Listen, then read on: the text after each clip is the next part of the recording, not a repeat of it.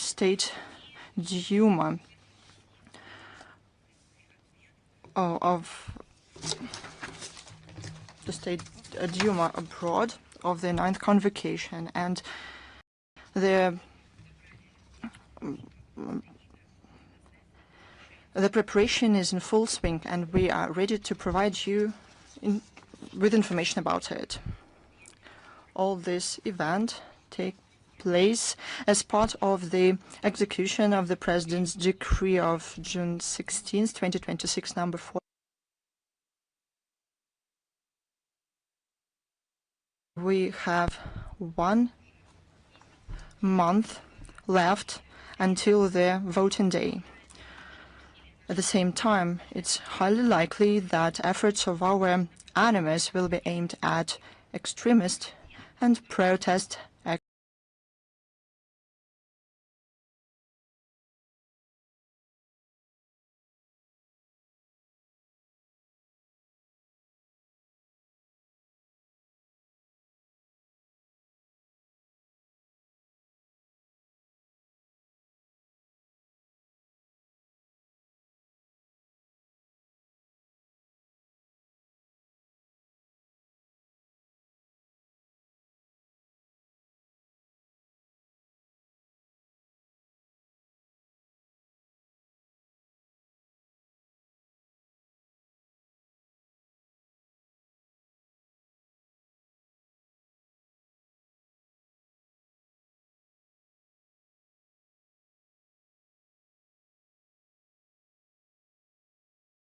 Missions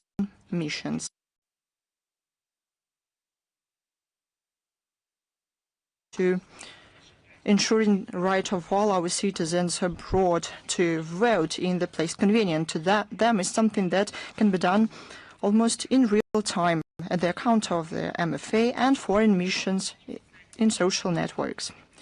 I would like to say that we daily publish updated information about new polling stations with all the necessary contact information.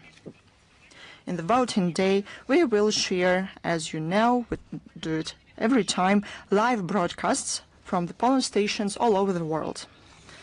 For the convenience of the users, the official website of the Russian MFA starting now will have a theme-related section, Elections to the State Duma of the Federal Assembly of the Russian Federation of 2026.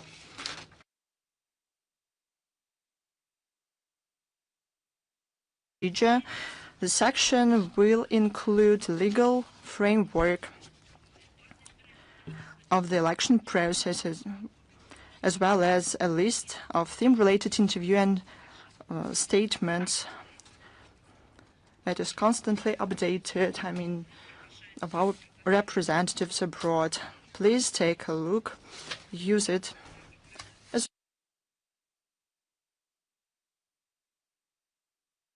to give us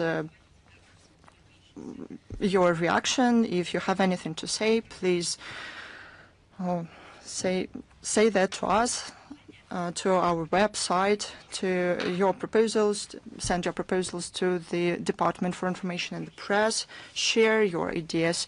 We will note them. Now let's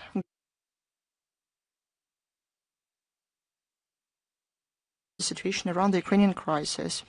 The combat capabilities of the Ukrainian armed forces are consistently shrinking because of the effective actions of the Russian armed forces to suppress the military capabilities of the Kiev regime. In an attempt to retain power, the Zelensky regime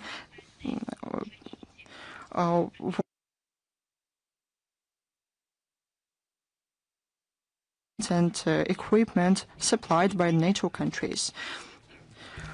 In the last week, the criminal attacks of Ukrainian armed forces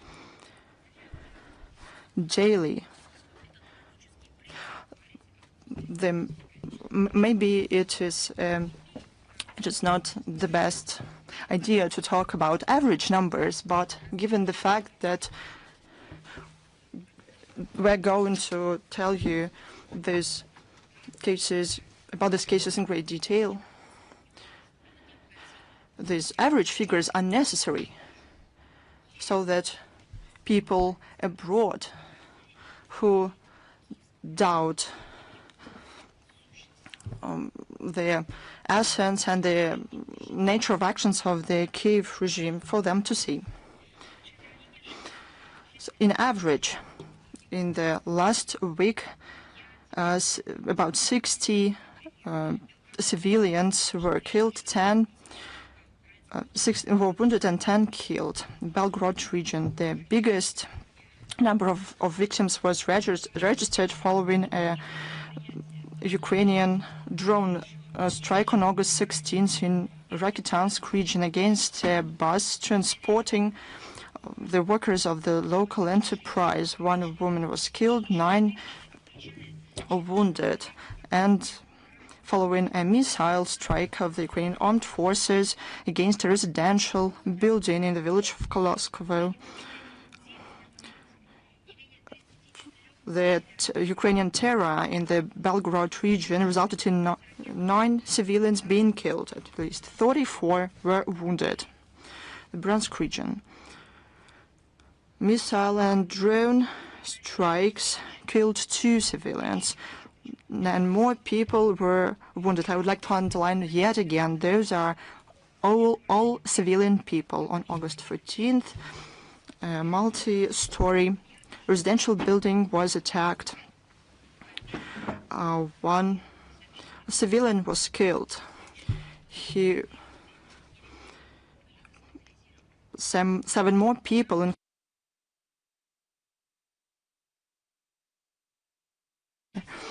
The shellings and detonation of explosives resulted in the killing of 6 civilians. In total, at least 89 people were wounded. On August 13th, a train was attacked. 6 civilians were wounded. The same very day, Ukrainian armed forces launched attack against the medical facility.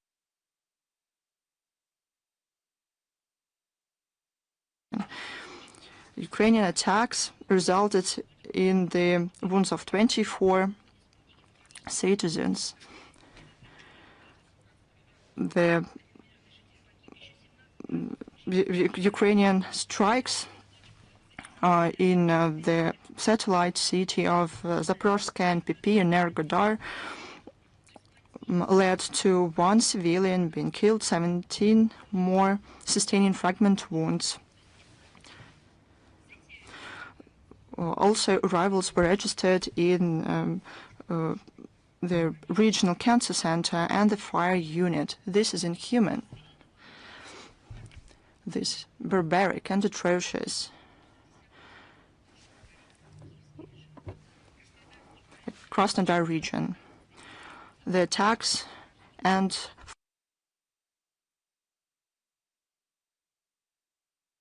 year-old child. At least 14 more people were wounded, including a 6-year-old child. The Kursk region.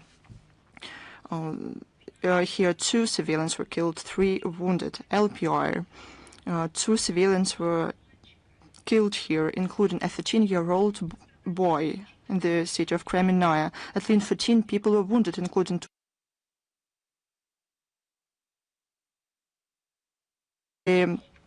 ambulances and water carriers were subject to attacks. That's who they are waging war against. In Sebastopol on August 13, during the demining, 4 rescuers and 1 security guard was killed.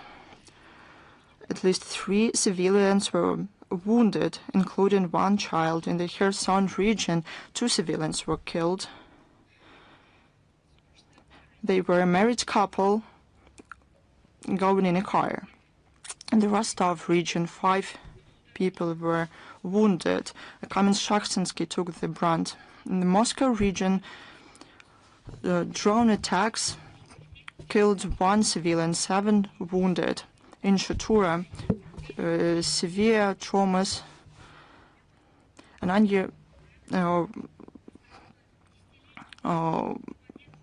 were given to a 90-year-old child in the Ramenskoye region, a 10-year-old girl. This information about victims in various regions are continued to be updated. The Rodion Miroshnik shares this information regularly. The Kiev regime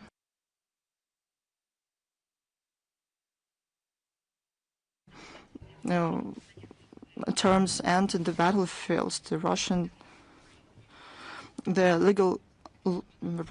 law enforcement continue to collect evidence to bring to justice the officials in the Kiev regime, militants, commanders of the Ukrainian armed forces, and foreign mercenaries. The Investigative Committee of Russia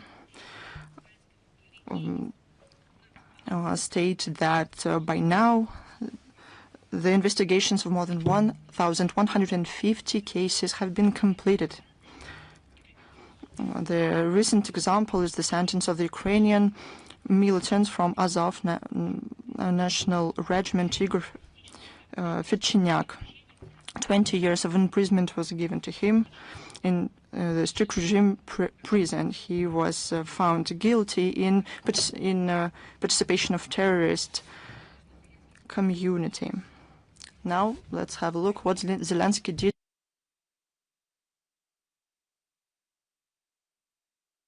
Has a dire need for those who are willing to go to death for the interest of the corrupted Zelensky team and his Western sponsors. They stopped hiding it at the official level. The Ombudsman of the Verkhovna Rada on Human Rights, Dmitry Lubinets, confessed publicly that only 2 to 3% of those drafted go to the far front. The majority of the rest desert on their way to the far front or from military units. We cannot verify this information. Maybe they killed on the way to the far front, and it is possible because this is a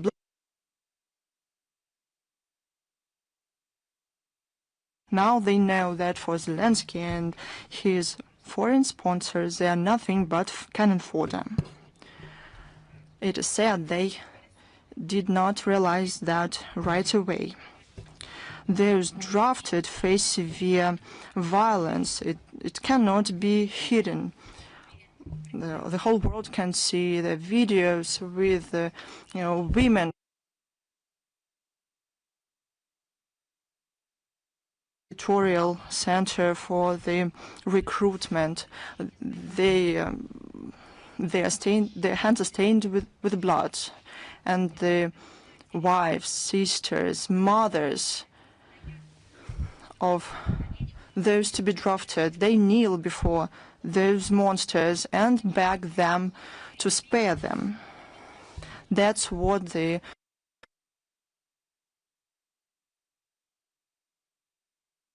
for the money of the West, the money of those who for decades have been dreaming to get even with those Ukrainians and soldiers of the Red Army who defended Ukraine, their own land, from Nazism and fascism, and won back then. Right now, their successors,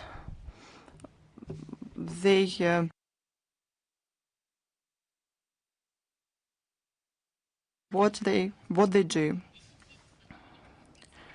Recently, Ukrainian General Prosecutor Ruslan Kravchenko published information about 10 employees of the Territorial Center for the Recruitment being arrested, who for months had been illegally arrested. People used tear gas against them, maimed and choked them. One of them had a phone background with a cynical motto: smoke, hook up, and send them to the far front. An MP of the Servant of the People fraction in Verkhovna of the Ukrainian TV channel named prices of the employees of the territorial center for the recruitment, for helping those drafted to buy their way out of going to the far front. That is $10,000 to $15,000 for a person. This is a tragedy of Ukraine, but this is organized. That is how they are destroying a European state. The government of this country express solidarity with programs, ideas, and so on of the West. That's what the West does to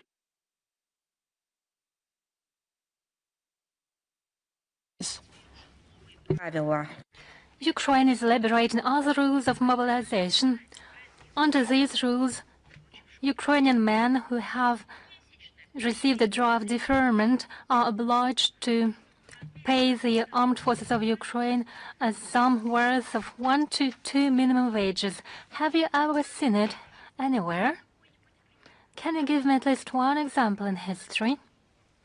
Well, even in the books, it has never been described.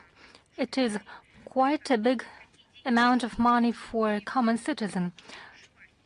And no one tells them from Ukrainian leadership for which money they should leave. So Ukrainians will be literally forced to go to front, not just for a portion of bread.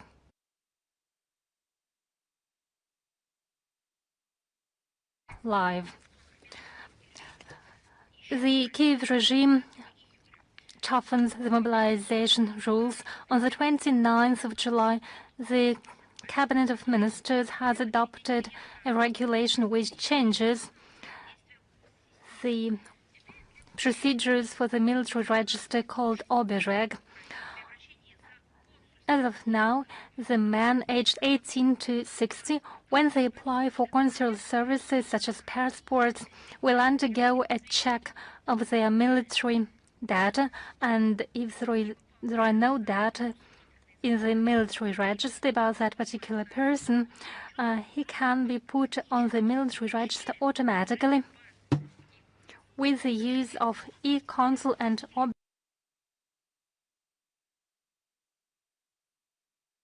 declared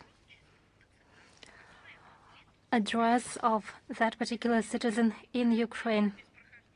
It can be done even without the person showing up at the military and medical commission. Thus, Kiev officially cuts off escape routes for Ukrainians. It is not possible to escape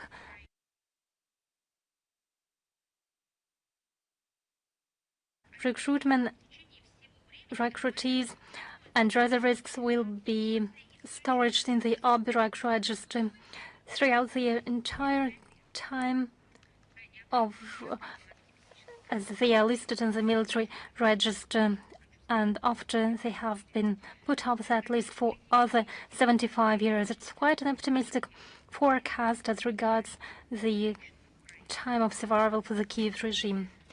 On the topic of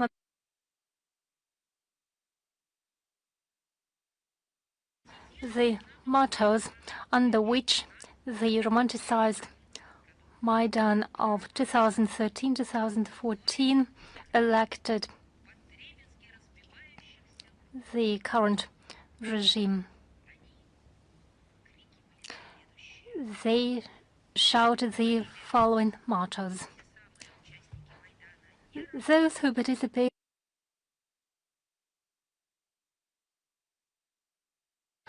for the sake of peace, we are ready to talk to the devil himself. And they announced the end of the era of poverty, and so on and so forth. We can say for sure that the Ukrainian community has again been received, it's of no importance now. They simply entrust themselves to the political scammers. And who is more responsible, those who deceive or those who have been deceived? It's hard to say. They promised bright future at the price of cutting off the ties to Russia. But what was the result? Today we see how mobilized Ukrainians are transported to the register centers as their small children, mothers and women see it. We could rephrase Gogol's novel Taras Bulba and ask, well, son, has the West helped you? It has created you this sort of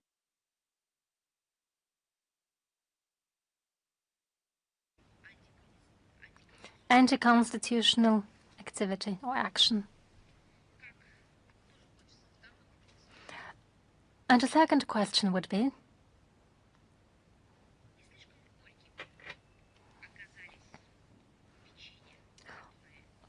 haven't the cookies presented by the Western representatives at Maidan proven too bitter?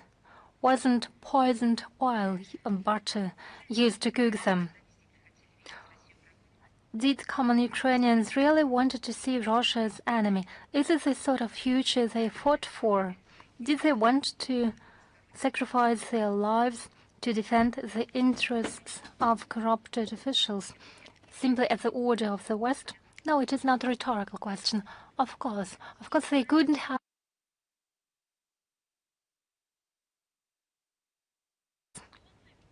They thought that by those steps they would be able to stop corruption in Ukraine. They hoped that by participating in the Maidan events, they would develop that sort of democracy of which they had heard so much. They hoped to become progressive if they actively show their identity.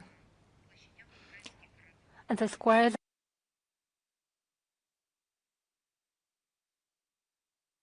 they thought if they bring together enough tires to fire, and if the flames of these tires go higher, then it would make their future brighter.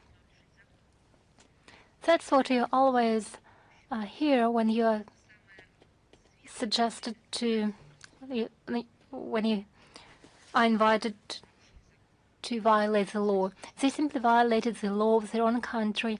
They violated their own constitution.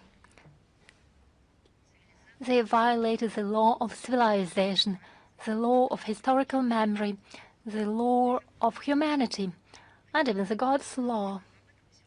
They did it, but we will talk about it in greater detail later.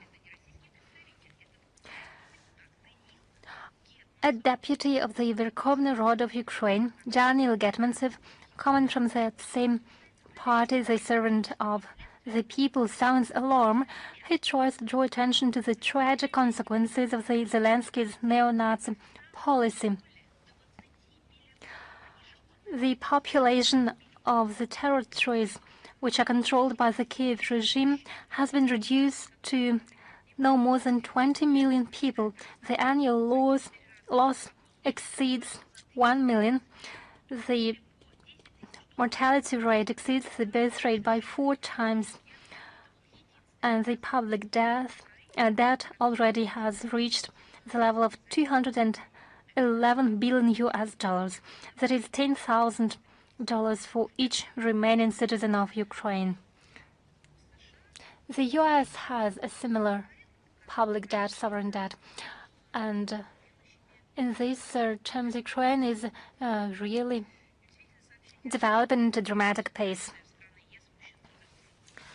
It's no surprise to hear that there is a massive immigration from Ukraine to EU countries of men aged under 23. They fear the mobilization age will be reduced. They don't see themselves in the current Ukraine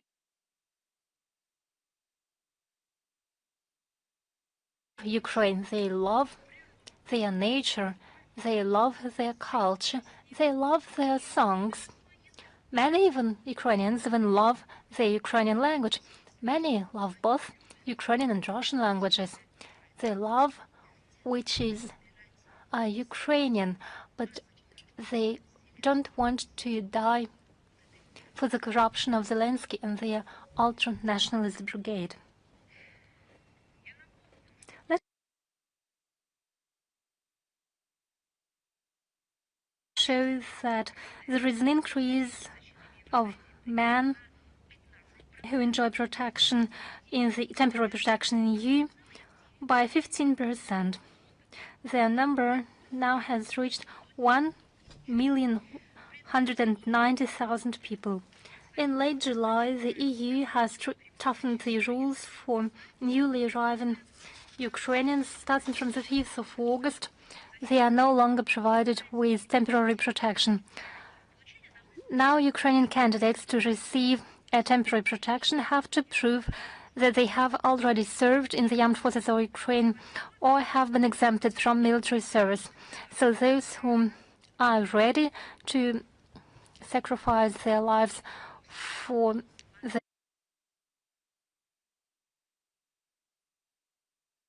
to the tolerance. What's happened to the human rights? They have forgotten them. Nothing remains. The West doesn't need either an independent or a prosperous Ukraine. If they needed it, they would have done exactly the contrary. Judging by the policy of the West of the recent years, Ukraine doesn't need, the West doesn't need Ukraine as a country. They consider it as a territory for neo-colonial exploitation of resources and using the local population to fuel the geopolitical conflict against Russia as a stronghold for long-term threatening of our country. The final goal is obvious. They want to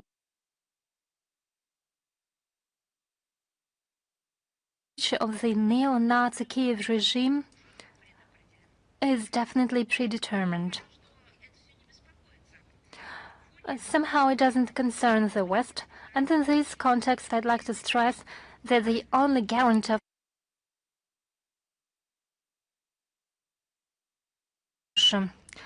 this has been repeatedly stressed by the Russian President Vladimir Putin. What does the West really want from Ukraine? How does it really perceive it? It's quite interesting. In global media, there have been publications which point to the fact that Ukraine is turning into an unprofitable project of the West. Look at what The Guardian has published together with the Financial Times. Military planning of the NATO in Ukraine has failed dramatically. It has turned out that appetites of the Zelensky regime dramatically increase the world production rates of Patriot missiles, for example. In Kiev, they no longer inform their publicity about the strikes because they have no missiles to defend the airspace. Now the sponsors already suspect something.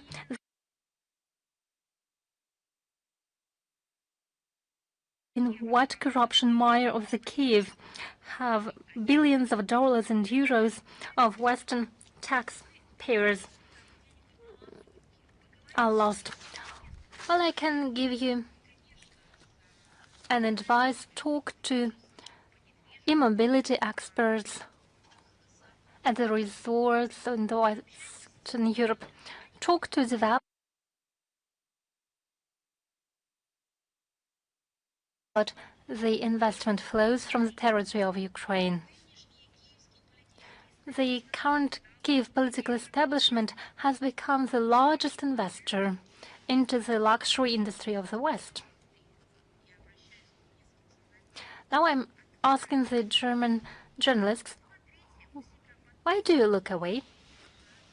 Look at what's happening in France, in the UK, in Italy, and in Spain, and in Germany itself.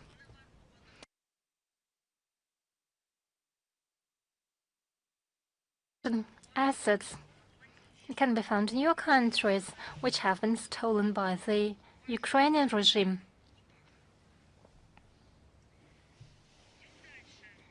Now let's move on.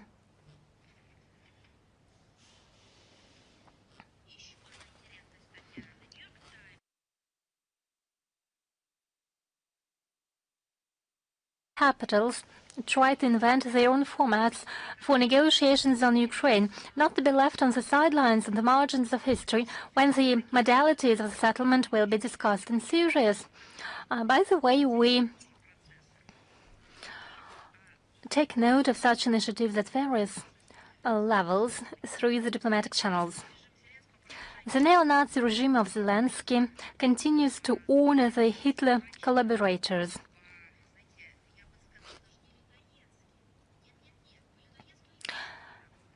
They don't apply the shows the worst practices of necrophily. In Kiev, on the territory of the so-called National Military Memorial Cemetery, the remains of the founder of the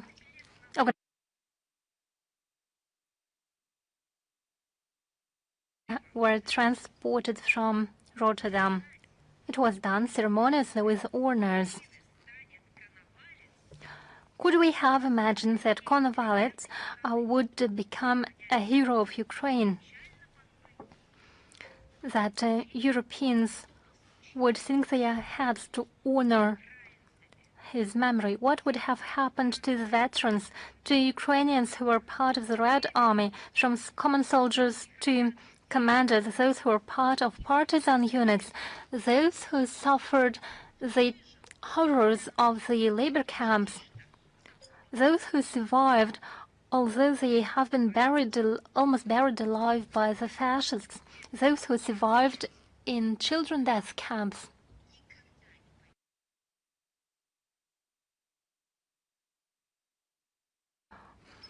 Was prepared for them by the West. We'll talk about it in greater detail later. Now what about the West? What does it say as it sees this campaign? Only Poland expressed its criticism. It looks like it now regrets its supplies of military equipment worth more than 4.5 billion US dollars of military help. Yes, that's exactly the amount it has provided to the Kiev regime.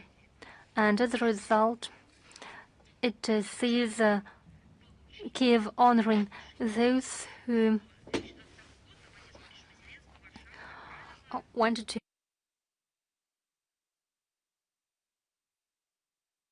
27.5 billion US dollars to support the Zelensky regime and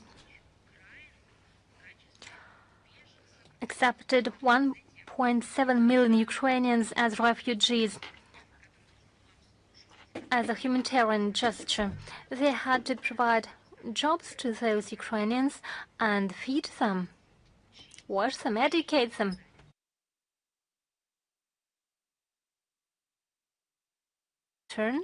In return, it saw Ukraine honoring those who killed Poles.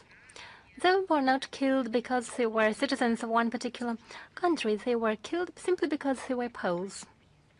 And only us, only our country sounded alarm throughout these years.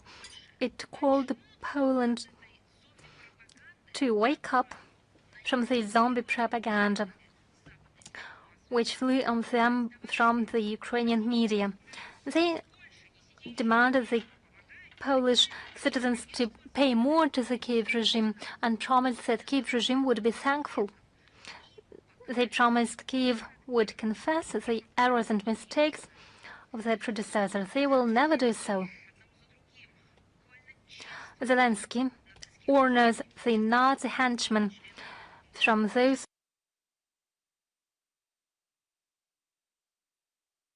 who are accountable and responsible for massive killings of Poles, Jews and Russians and other citizens of the historic region of Red Ruthenia, the current Lvov region. Though Poles like to call it in the Eastern way Galicia, although we know as it was part of Poland, this territory was called Russian and Podkarpatskoye Voivodeship.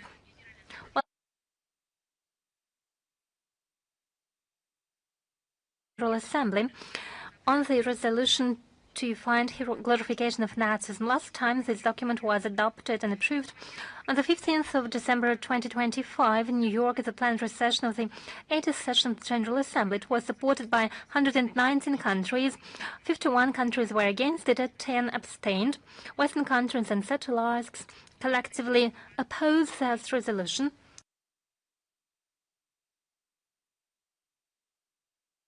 They explain it simply by that fact that it is put forward by Russia, but it's not the only reason. The main reason is they don't see nothing wrong in honoring nationalism, collaborationism, and in glorifying what was born by fascism in the Western Europe. Now we know it.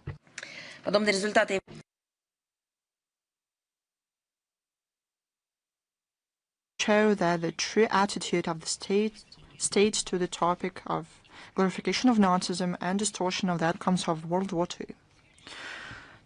Today's Ukrainian national identity that has ostensibly been nurtured and to be developed in Ukraine is something that Zelensky regime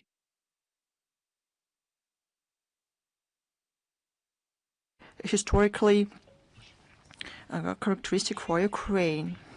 They try to make their population into Menkers and Ivans who doesn't remember their roots. And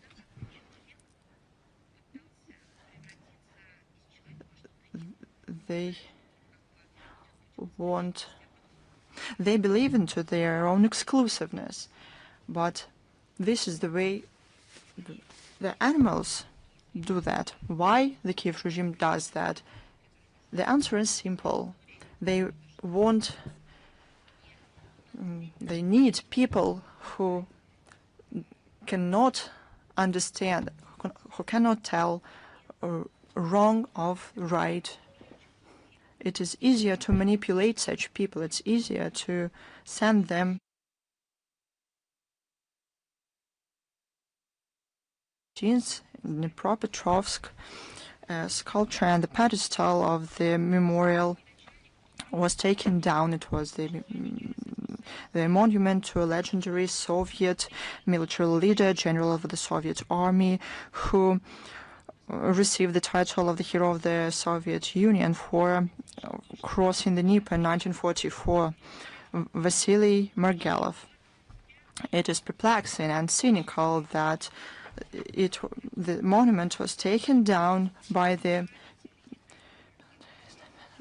soldiers of the 25th Syicheslav Airborne Brigade of the Ukrainian Armed Forces. The Kiev authorities disregarded the memory of the legendary military leader. On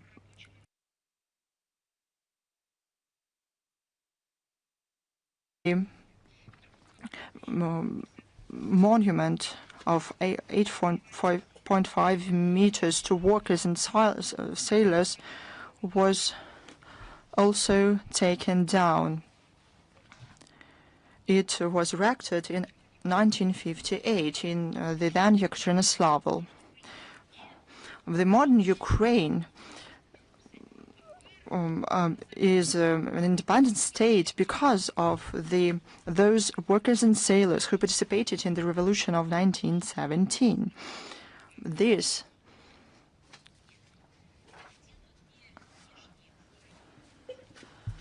Zelensky regime erases all this, and those who continue following him, all these facts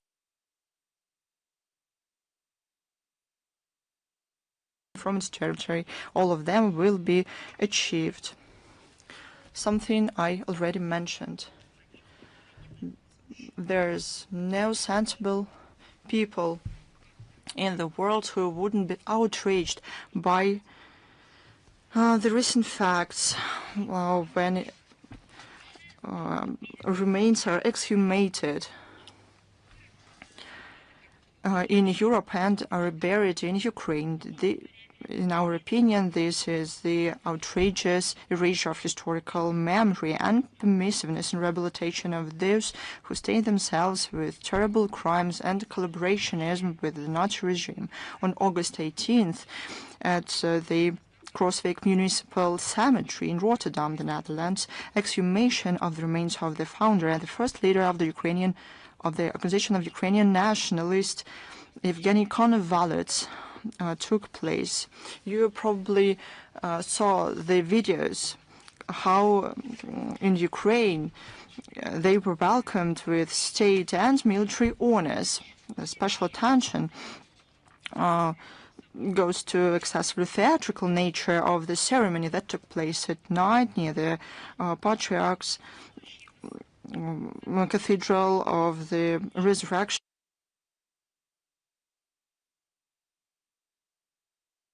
Soldiers, together with representatives of the Konovalet military school, together formed a torch corridor.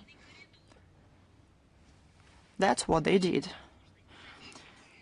I cannot but note that this is an ominous historical parallel, because night and here marches were one of the most recognizable elements of the mass rituals and propaganda aesthetics of the Hitler regime. Such a march on January the 30th, 1933, was the way to celebrate by Nazi formations of an appointment of Hitler as a Reichschancellor. What do they say? There are no Nazis in Ukraine, but there are a lot of them, and they hold power there. But this won't go on for very long. It's telling that the state glorification of the founder of the Organization of Ukrainian Nationalism today in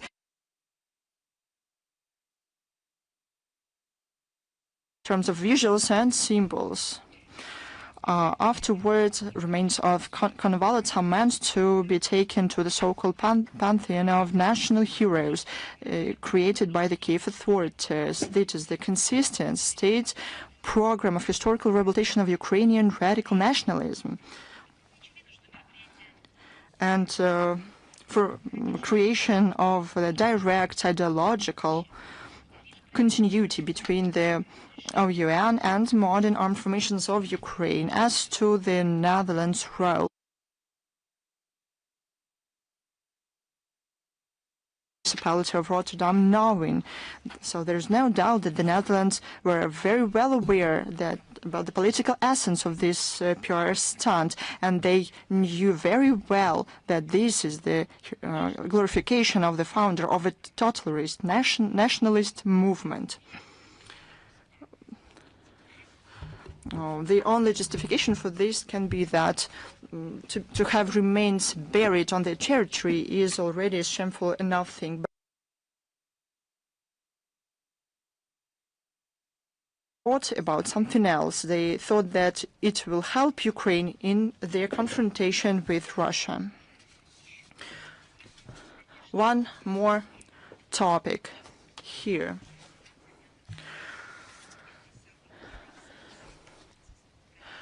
The UN seemingly had a reason to talk about glorification of Nazism yet again, given the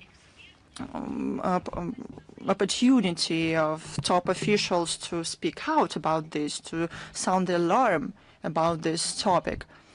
In reality, happened something different. What do we see? The organization from the Secretariat to other agencies keep silence about it. It is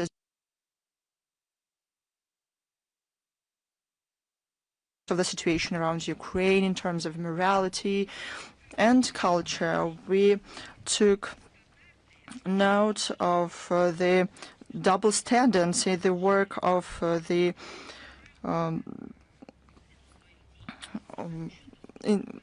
officials in the international organizations. They put a blind eye to the facts, inconvenient for the mainstream.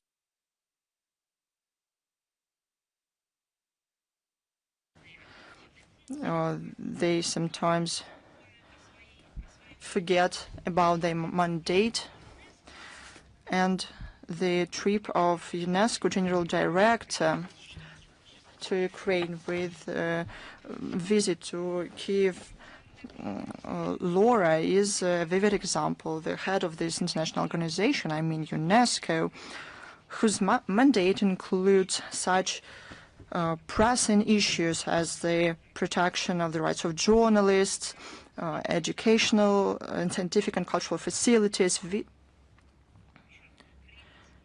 visited Ukraine. He had an opportunity to the terrible persecution of journalists, destruction of the free speech, suppression of the free speech on the territory of Kiev, of Ukraine and beyond. He could talk about children whose education turned into a military training, about their ideology they are being fed and taught and brainwashed with. He could have talked about the language, how it is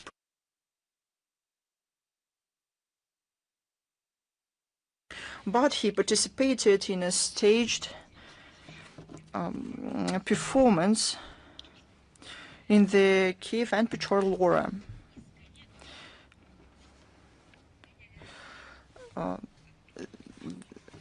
They used to expel demons from there, who occasionally attacked the monks, but now Laura. Now they are going to create a burial of Bandera, Shukhevich, and other Nazi monsters.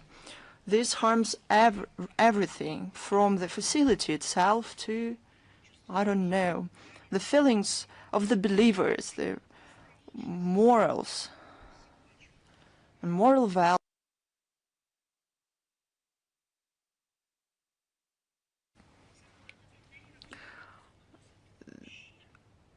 They ignore the fact that this harms the World Heritage Site inscribed in the UNESCO list. General Director, in response to Zelensky, expressed solidarity with Kiev and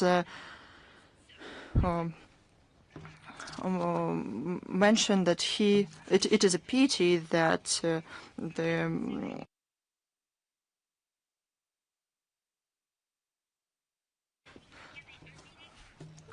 and I would like to note that a U.S.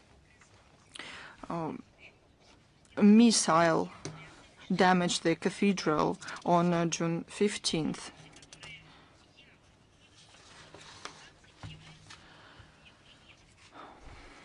This goes beyond the mandate of the organizations. This is not the only example. The toxic politicizations undermine this international structure that puts a blind eye to the crimes of the Ukrainian Nazis. The previous general director, of French origin, André Zoulé, despite her mandate to condemn the killings of journalists, did not find the words to express solidarity and sadness following a series of terror attacks against Russian correspondents, did not include this information into her report. about security of journalists. This year, the Secretariat did not mention barbaric strikes against the college in Starobelsk, where students, including underage students, were killed. It ignored this.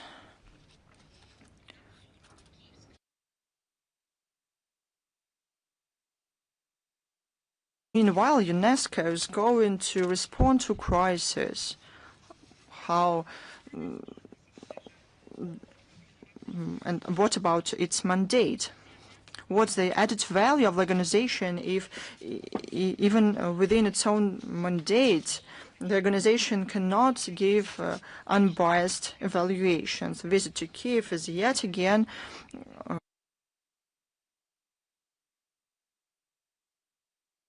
principle of equidistance.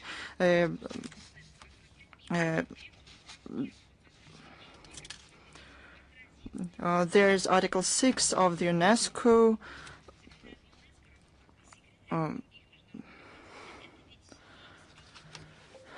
main document that provides for the General Director to abstain from any actions that could influence the situation as an international official. The UNESCO officials have to fulfill their duties strictly within their mandate based on the principle of impartiality. If the General Director forgot about it or his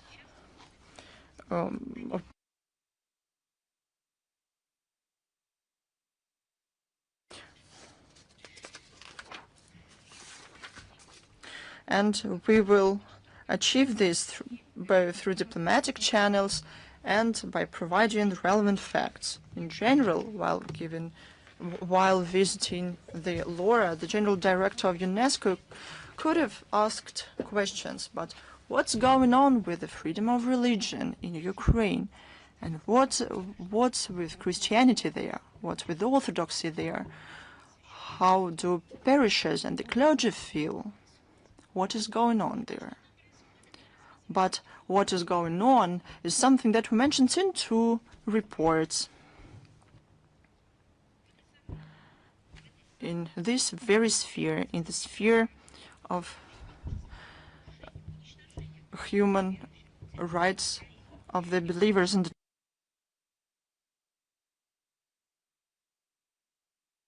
and on August 25th at 4 p.m. here in the MFA's press center. We will host a briefing of the Special Representative of the Foreign Minister of Russia on international cooperation in ensuring rights to freedom of religion, Mikhail Melech. The briefing will feature the presentation of this report. It's called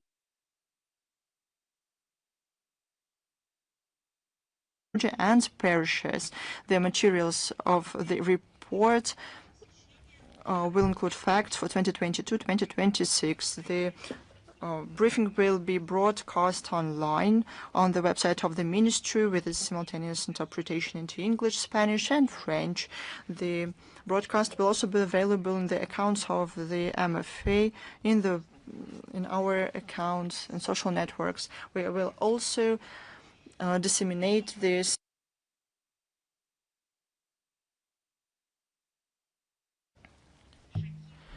not only shocked many people, it was a big deal in the information space. Do you remember how the Frankfurter Allgemeine Zeitung correspondent Michael Martens during press conference in Belgrade on August 8, 2026, asked the questions about the possibility to, I quote, facilitating, as he said, in killing Russians. After that, the newspaper should change its title to Frankfurter Allgemeine Zeitung, because This is a medical case.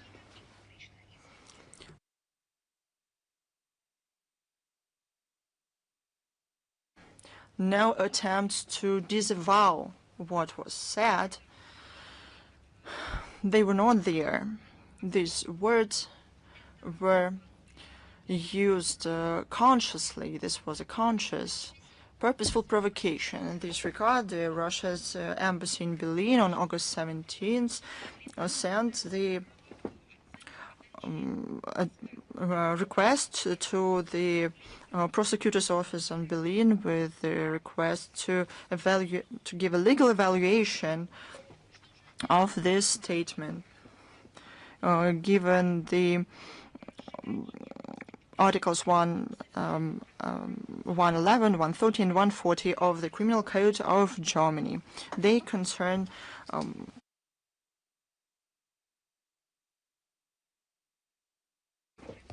illegal actions and public endorsement of criminal activities. The German side said that probably he committed something else.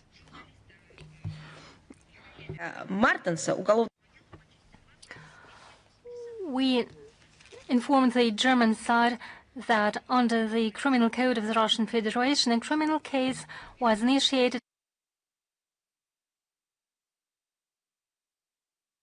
in hatred and insulting the dignity of an individual or a group of persons.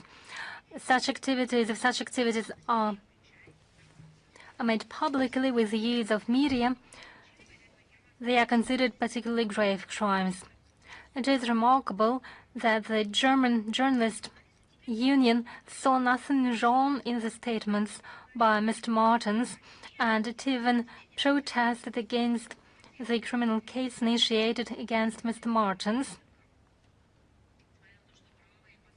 Although the legal consequences of his statements caused some nervousness in the German journalist society and community, we will not stop at that.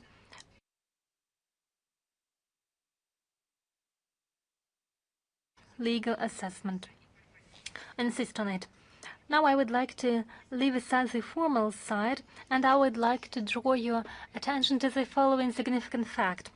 A bit more than 80 years have passed after the end of the Great Patriotic War. Over that time, 3 generations of Germans have changed and have passed. And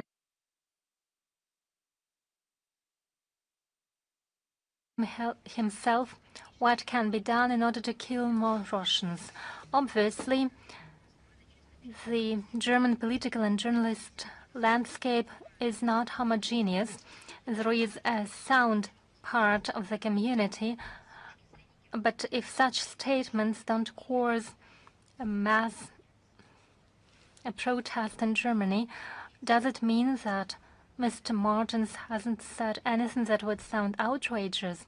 Does it mean that it is normal in principle?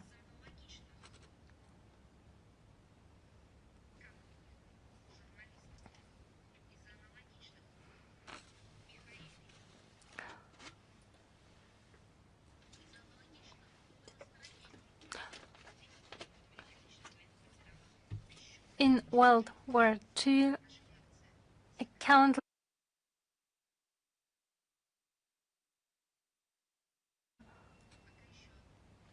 Martenses, so our reaction is quite moderate for now. Just think of how Germans would have reacted if a Russian journalist during a press conference would have asked what can be done in order to kill more Germans. I can hardly imagine the reaction. I can hardly imagine such a situation.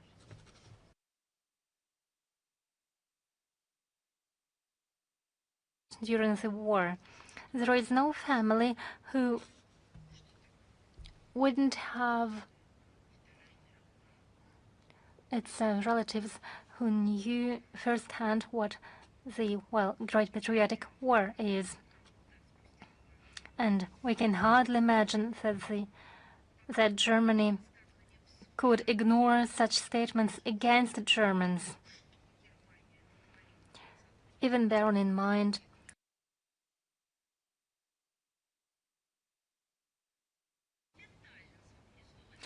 immediately it would have forgotten about the freedom of speech and it would have labeled it as violation of human rights.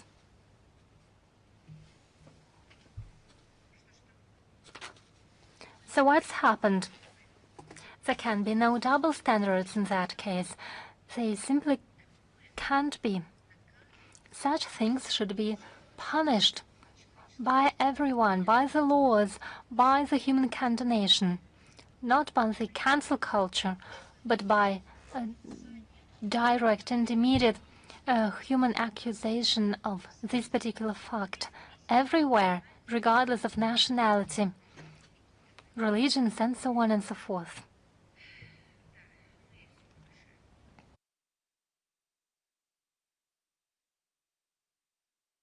More justification of the fact that history hasn't taught Germans anything. Why would they need it?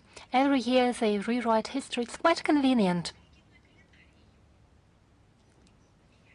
You know, they change history whenever they want it. They are simply convinced that they are right. So in history we find examples about one's own exceptionalism, about exclusivity of one's own DNA. The atrocities committed by their forefathers, the punishment of the ideologists didn't teach them a thing. So no one should think that it is just one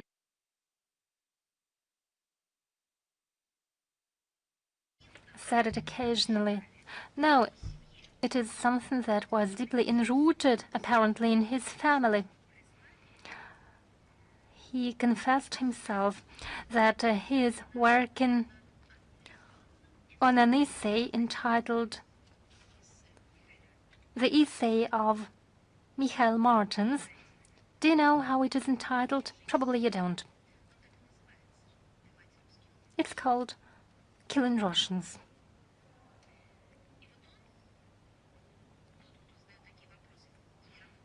So he who is working on such an essay, he who is asking such questions,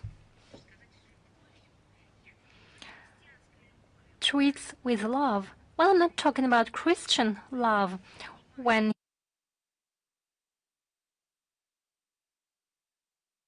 the atrocity it was has been done, still love a person. Separating a person from the sin and giving him or her a right to confess a sin and never to commit it again. No, it's not that sort of love that he feels to his grandfather. Well, what's wrong about it? There's one simple fact. Hans Hermann Martens, 1936, was appointed a prosecutor by Hitler personally, and 1941 he was an officer in the staff of the Supreme Commander of the German Armed Forces, and later into the war he was a military judge of a division on the Western Front, where he pronounced verdicts to deserters. That is, after the war, he continued his political career and has never been punished. It is a typical German story.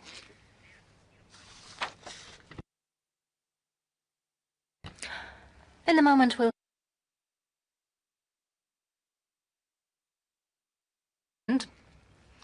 apparently Warsaw wants to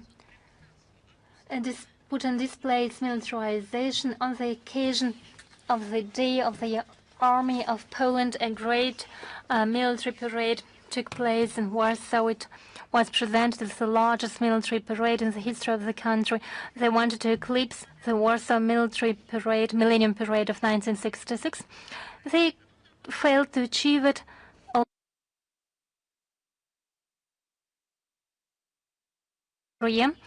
But it was a propaganda campaign, and everyone saw the goal for which this parade took place. It is the cultivated myth-making that the military build-up in Poland is just a forced reaction to some sort of threats allegedly coming from Russia. In his statement, President of Poland, Karol Nawrocki, drew parallel with the Warsaw Battle of August 1920. For him, one thing remained unchanged. The threat hasn't vanished. That still comes from that part, from the part of the Russian Federation.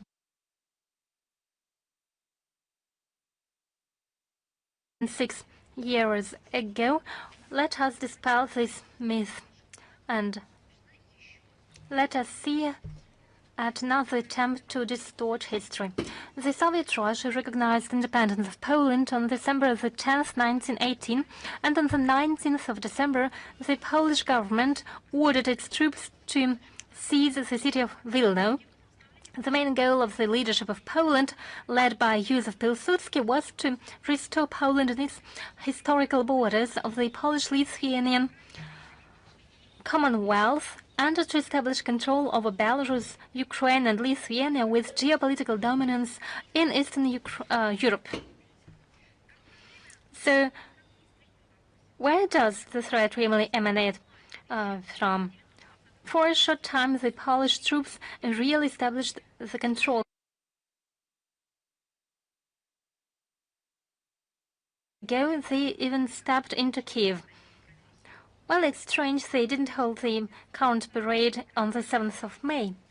In June 1920, the Red Army started a counter-offensive liberated Kiev and Minsk, and in 2 months it reached Warsaw, but after such a long march, they failed to seize the city 24 years ago.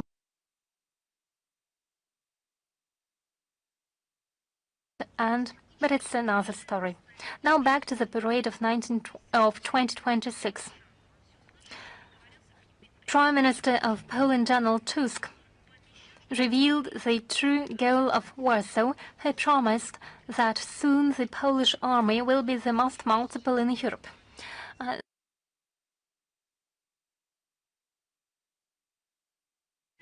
It's remarkable that Germany too is seeking supremacy of its armed forces in the European segment of the NATO, just as Warsaw official Berlin justifies the need of accelerated military build-up by the mythic Russian threat and a shadow over the peaceful and defensive NATO. Neither Poland nor Germany are attacked from our country, while peaceful Russian citizens, Russian civilians, become victims of terrorist attacks of the criminal Kiev regime, which are committed with the assistance of Polish and German military development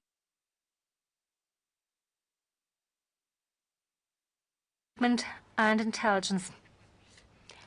There is such a political or foreign political international term as victimization of an aggressor, of oneself. It is a traditional and beloved method of military propaganda of Poland and Germany and of the entire NATO bloc. They are an aggressor themselves, but at the same time they present themselves as a victim. Let me remind you, those peaceful NATO members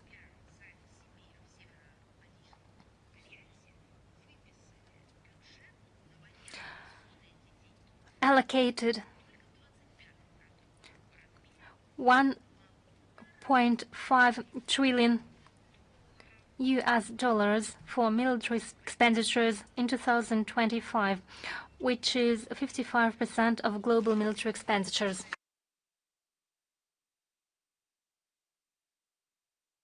That topic, I will keep reminding of what happened 106 years ago.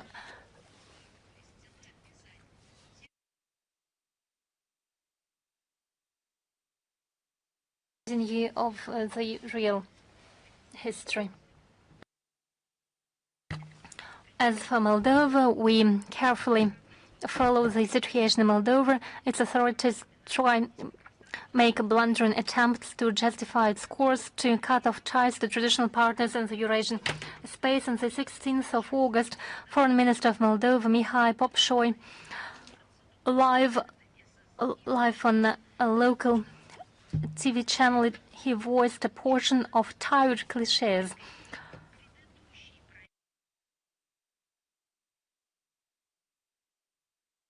Policy of having food in both camps, and according to him, the current officials fulfill the will of the citizens who stand for integration into the greater European family. It looks like they stand for integration not into the greater European family, but into Romania. What sort of term could I find for it? Self-connivance for an action. The Sandu regime has invented this term and is implementing it. In conclusion, Popșoi added that Moldova has allegedly lost 30 years while pursuing a balanced foreign policy, and now it has decided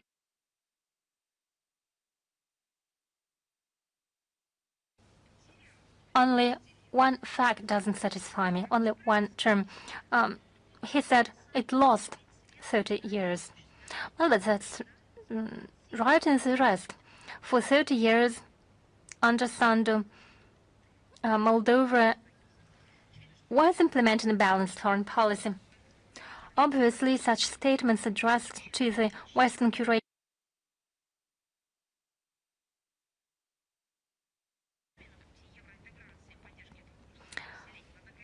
one can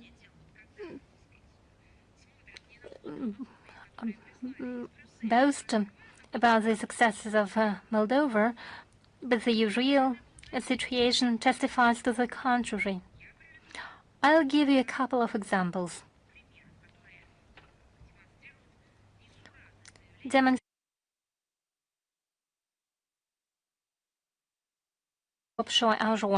First, in October 2024, a constitutional referendum was held on the accession to the EU, and diplomatically speaking, the results were dubious. Inside the country, the administrative resource was used. However, the referendum failed, and accession to the EU received only 45% of voices, and the final victory was only achieved thanks to the voices of diaspora living in Western Europe and North America, an artificial limit to the possibility for Moldovan citizens living in Russia to vote. Secondly, according to the recent polls, only 34%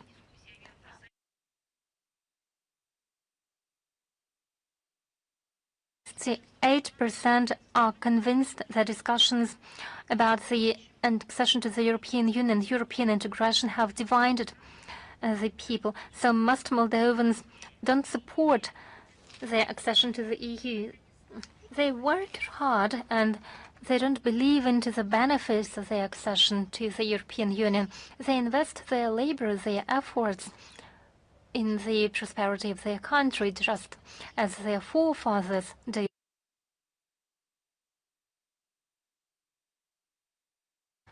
Who responded to the cookies.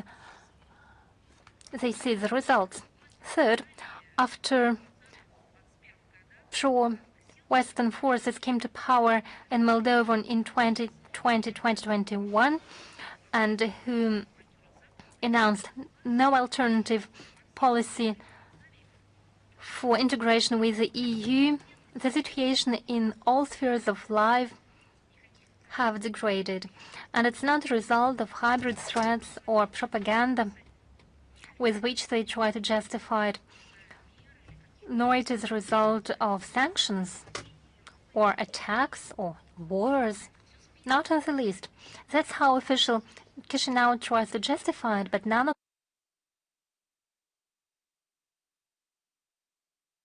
in the backdrop of mass immigration of working-age population and reduction of the birth rate, the population of Moldova over that period reduced by 250,000 people, and that is 10% of entire population. And the people of Moldova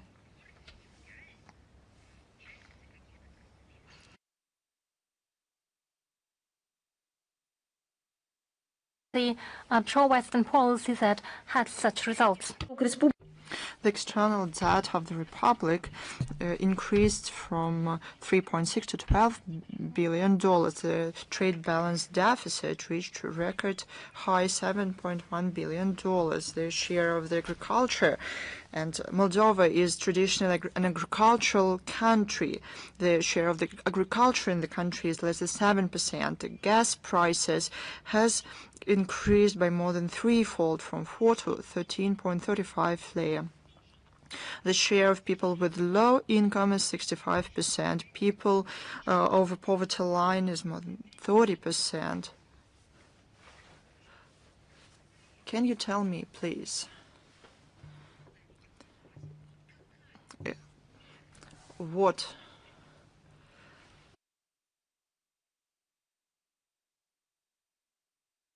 lead to that?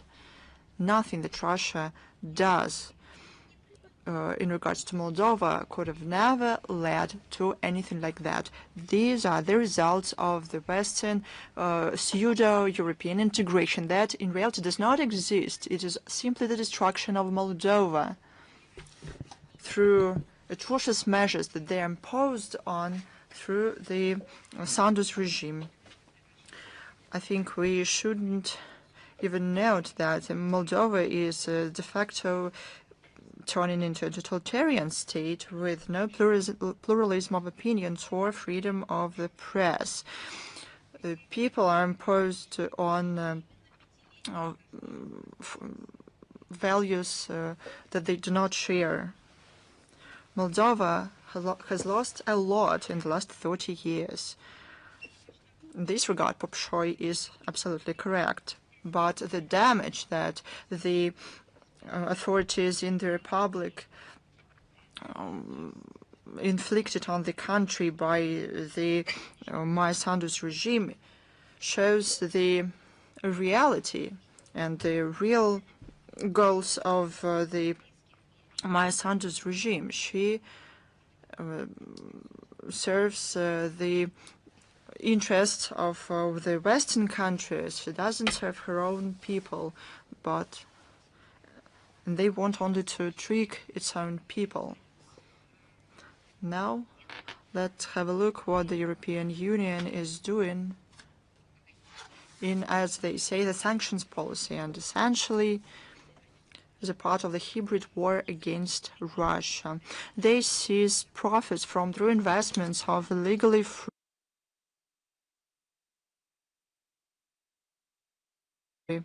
Positorium Euroclear. They were frozen in 2024 illegally. They sent 8 billion euros in such profits to Europe. Almost 3.5 billion euros were sent for procuring armaments and equipment. This is theft. It is clear that the money that has been accumulated as a result of the frozen Russian gold reserves is a crime. This money, by definition, does not belong to the European Union because they are the origin is the seized Russian assets.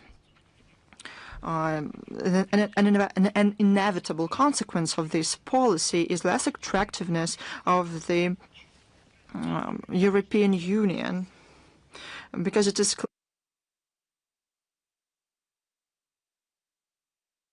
the same thing to any other country, and they will come up with a reason, with an excuse to do so, be that the wrong policy from the point of view of the West, or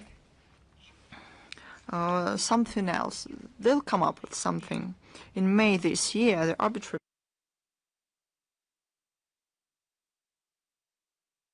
Bank of Russia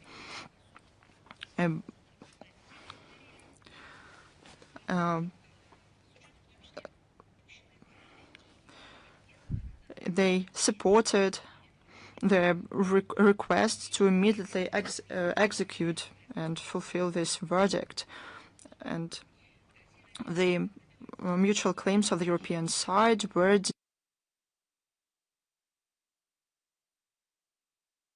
this verdict to be executed as soon as possible. This is nothing but the helping organization of terror attacks. I'm talking about the direct violation of the International Convention for the Suppression of the Financing of Terrorism of December 9th, 1999, and the International Convention for the Suppression of Terrorist Bombings of December 15th, 1997. The Russian Federation has the right to raise a claim against those who sponsor acts of genocide, terrorism, and other international crimes. The Europeans who involved in this theft fall into this category. There's one more wonderful story. I even didn't believe my eyes when I saw it, but it is the truth. On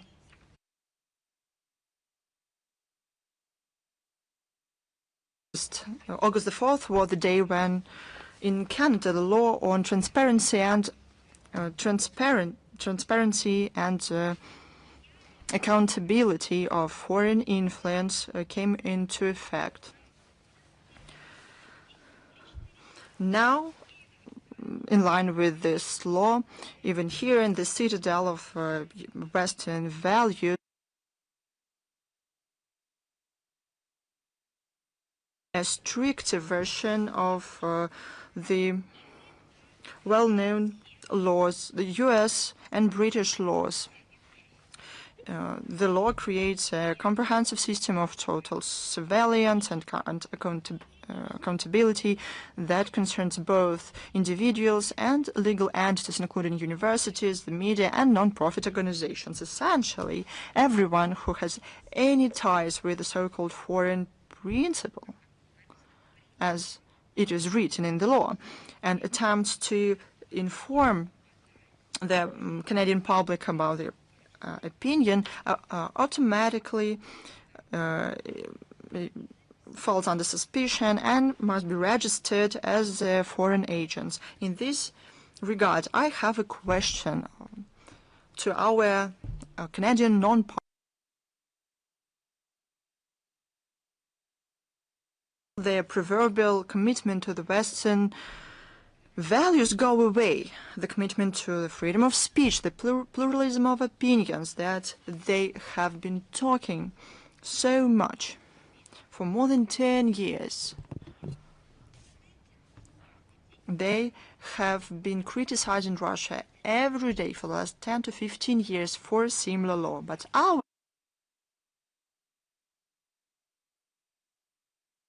that have been used against Russia. But where did these values go away? They had huge words. A lot of airtime was given to the idea that it is a very bad thing to develop such laws.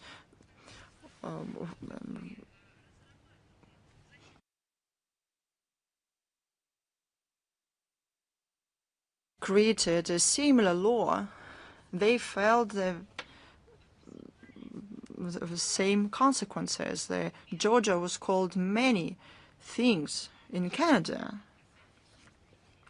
First of all, it's clear that when it comes to their own interests, universal values are disregarded. They are put under the carpet.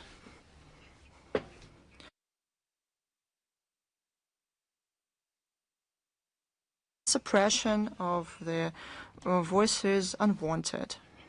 This is not the first case when the West countries first, for some reason, believe that they have the right to criticize laws of other countries, and that was a response to their activities in the first place. And at the same time, they did the very same thing. They developed similar laws.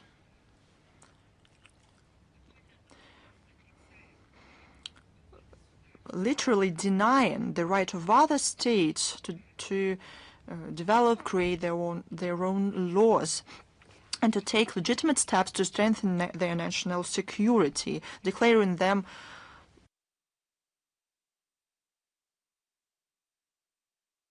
21st century, contradicting human rights, and so on and so forth. So who in Canada is going to explain this? This is the latest vivid example how in practice the Western rules work. Do you remember the rules-based world order? These are these very rules. These rules exist in two versions, one for them, the other for others. Take note of the gap between the words and actions of our vis-a-vis. Do you remember how the West criticized severely the law on transparency of foreign influence in Georgia? They call it the diversion from democracy. Even the Russians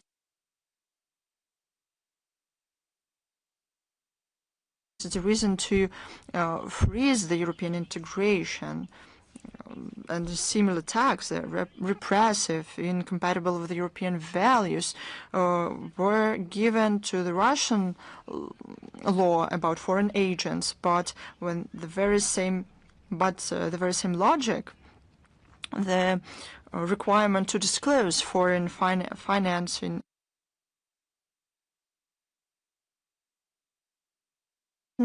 changed their narrative. But instead of repression, they call it protection of sovereignty instead of persecution, transparency, and accountability. So it means that the law is very good when it is adopted in Ottawa or London, and it is very bad when it is needed to protect sovereignty of Tbilisi or Moscow. This is a classic example of double standards. The criteria for the situation changes depending on what country wants to establish the order. We deem this approach hypocritical and counterproductive. Canada, as any other state, has a right to protect their political processes. Right is denied to other states. But do you know how they explain that? They say this is a different thing. We will follow how this law is going to be practically implemented, because without any doubt it will create new serious obstacles for our bilateral relation that is already in a dire crisis. We reserve response. I say it to be on the safe side. We were surprised by the statement by the General Director of the IAEA, Rafael Grossi. He said that the UN ostensibly lost its relevance and is slowly dying. IAEA is a part of the UN. Oh, I don't know. Maybe he was talking about himself, about his secretariat, about his team.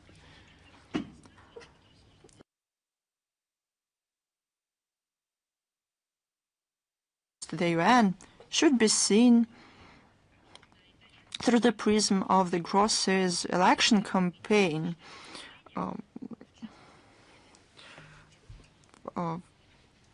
for the post of the General Secretary of the organization. We believe that his statements are exaggerated and aim first of all at attracting more attention of the global community in order to expand his support. The criticism towards the UN came into fashion, but probably it was more in fashion about a decade ago.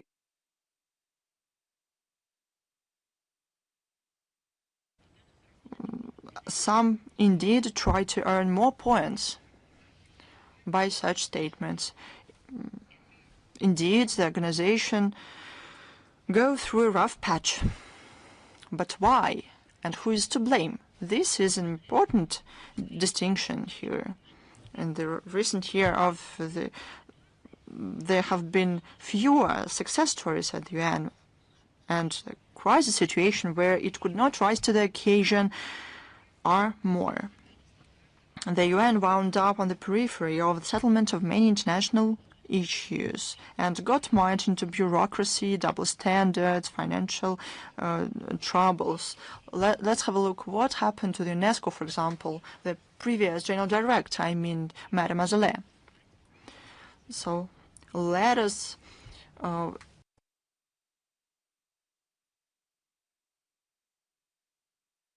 led to the problems when we discuss these problems. Huge part of the responsibility for the current situation at the UN rests with the General Secretary Antonio Guterres, whose position is clearly biased on the key issues in the international agenda. Under his leadership, the Secretariat got monopolized by the Western countries in violation of the principle of equitable geographical representation. The UN officials work not in the interests of the whole humanity. They implement guidelines of the collective West. They abandon principles of impartiality and equidistance. Moscow will be happy only with such a candidate.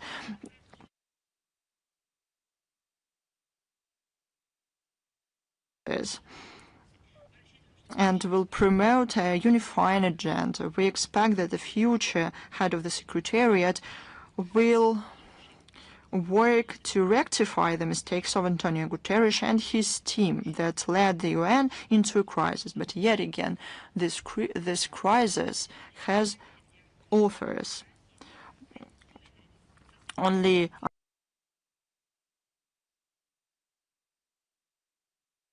of the UN Security Council, the UN can become an instrument that will be effective in searching for the solutions to regional and international issues.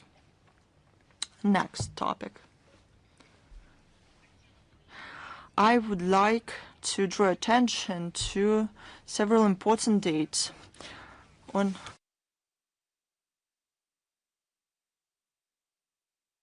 15 years of the establishment of the diplomatic relations.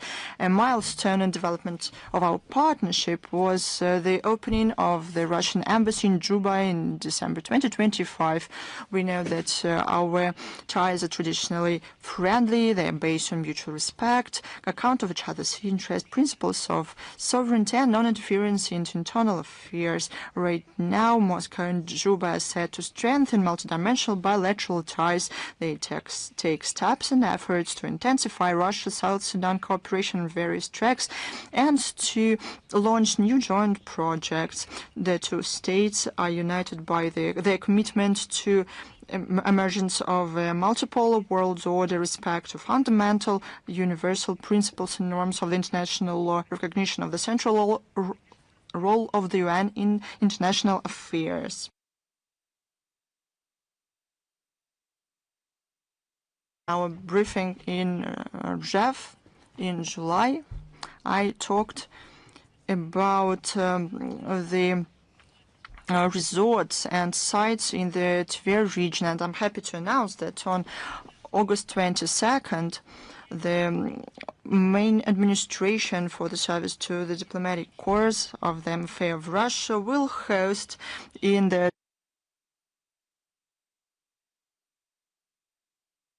27th Summer Diplomatic Games. The event this year gains a special meaning. This program is built about around the idea of the year of the unity of peoples of Russia. Under their national flags, the diplomats will compete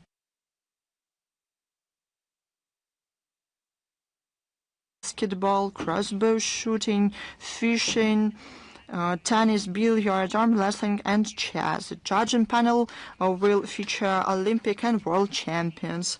The program will be supplemented by the entertainment relay race for the cup of the the main administration, and a festival organized within the gastronomical map of Russia federal project. Besides, the video will have an area for outdoor activities, will feature live music and attractions for the whole country. We invite the representatives of media to cover this event. The journalist will have a transfer to the venue of the event.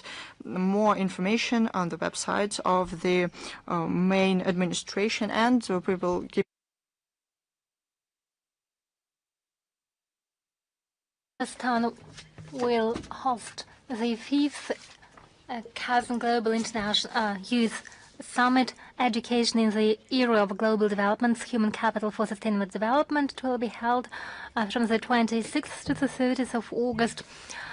It will bring together over 250 delegates from more than 50 countries. The program will have 4 key heads of leading universities, Innoverse 53 international program, youth program, and a series of expert and open discussions. Main topics will be AI and modern educational technologies, future professions and human capital, the role of innovations and youth in the time of global changes. A ceremony of awarding the Global Award of Youth Leaders will take place, as it will mark the greatest achievements of young innovators and authors. There will be also an event dedicated to the role of young diplomats in establishing the intercontinental space of harmony.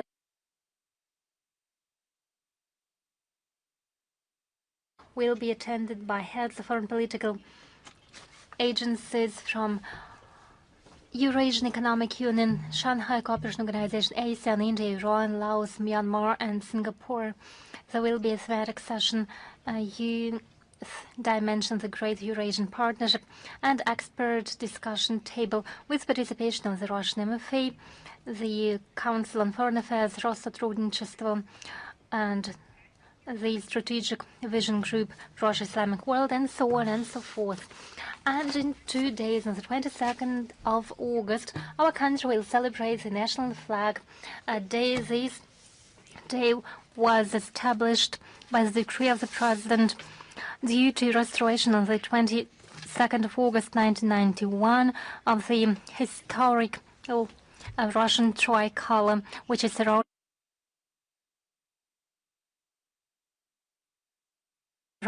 in the spirit of respect for the state symbols. The flag is something that any visitor, the first thing visitor sees when he or she comes to the Russian diplomatic mission or an official building. It was subject to provocations over time. Each episode is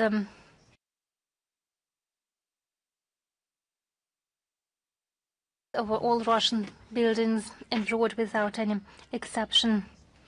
There have been remarkable cases related to the flag, and I would like to tell you about one of such cases. Some of our compatriots or even journalists sent me some information material. It was not an article, but it was a letter. A compatriot sounded alarm when he was passing by one of the buildings of our consulate generals. He saw that tricolor was not on its right place. Somehow it was not in the condition it should be, and our compatriot didn't ignore this. He started writing letters. He called the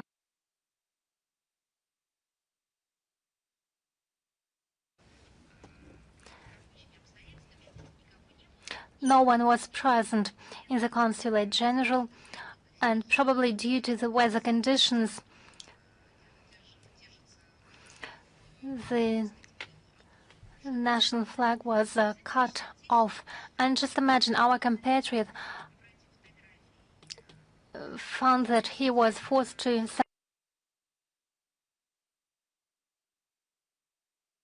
Moscow and the consulate general, and he found people in charge to make sure that the tricolor was restored on its due place.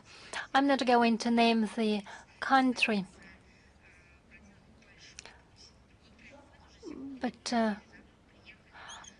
when they were called from Moscow, officials of that consulate general drove to the building and made everything was necessary in order to restore the flag on its due place. They called the workers and those from the local population who could provide assistance. And immediately the situation was resolved and rectified. It is very telling to me. It's not simply a holiday. It's not simply a remarkable date in our year. It is something that has become part of our life. It's part of our identity. It's part of our culture at the modern stage, in the modern era, and with the historical reminiscences. It is a part of our responsibility, and I believe it's wonderful. Let me remind you about the history of the tricolor. It has a rich history. 1668, in the Dedinovo village near Moscow on Oka River, one of the sail ships was being constructed. It was entitled Oriol. The construction works were led by Butler. He was invited from a different country, so he wrote a letter to Alexei Mikhailovich, to the Tsar, and he asked what flag should be raised under the ship. He asked under which flag the ship would sail. And basically he formulated one of the basic principles of the international law. The flag determines the jurisdiction. So fabric of two colors, dark blue, white and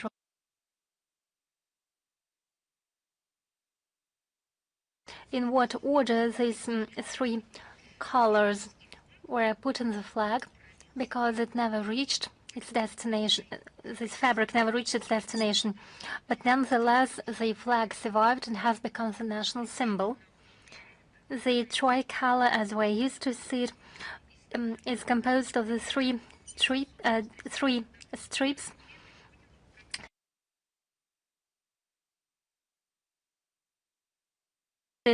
as his personal standard. And during the coronation of Nicholas II, the Ministry of Justice established that the white, dark blue and red colors and no others should be considered the Russian flag. Basically, there was an alternative of black, white and gold. It was an imperial dispute, and it lasted for decades. And the Peter's tricolor one. It is a symbol of the continuity of the Russian history. Now the flag is described in the constitutional law, and it is described in the following way. It is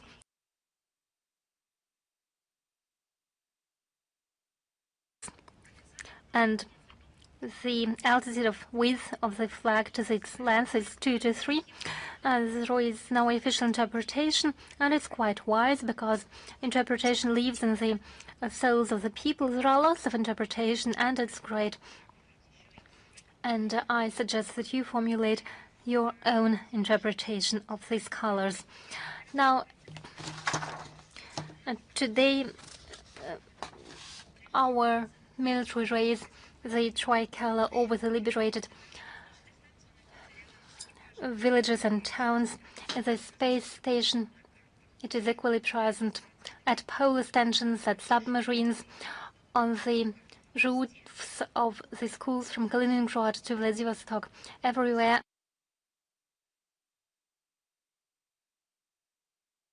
Think of its history, and it is one of the main symbols of the Russian state, and I'm ready to answer your questions. Is Международная жизнь with us? Yes, good afternoon. Would you please tell us about the preparations for the upcoming Russia-Africa summit, which is to take place in October this year? Yes, thank you for raising this topic. Indeed, there have been a lot of experts and journalists who kept asking this question, but we postponed the answer to these questions for logistic reasons, because we had to request some information, and now I can share with you some assessments. We are preparing for the third Russia-Africa summit. It will take place.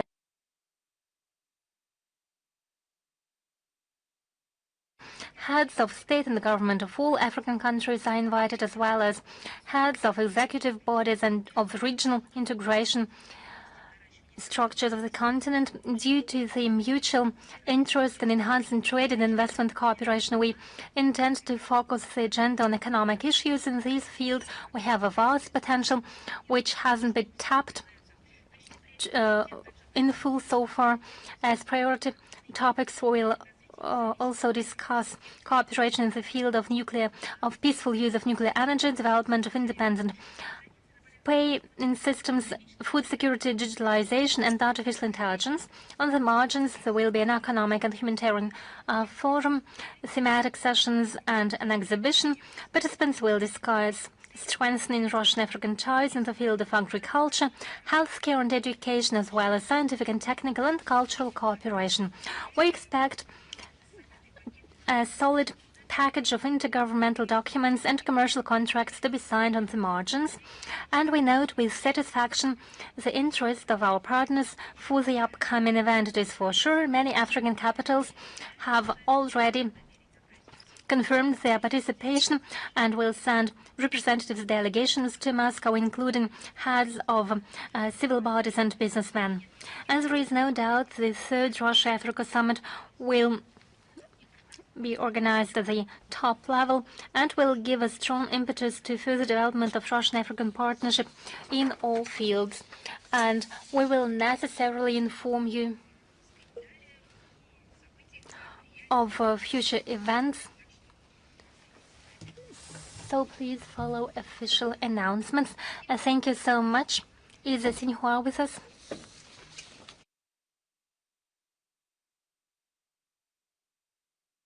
Maria Zakharova. Today we have the following question. On the 81st anniversary of the announcement of capitulation of Japan, Prime Minister sent a ritual sacrifice to the Yasukuni Shrine, and the Yasukuni Shrine was attended by the officials. It's been for 7th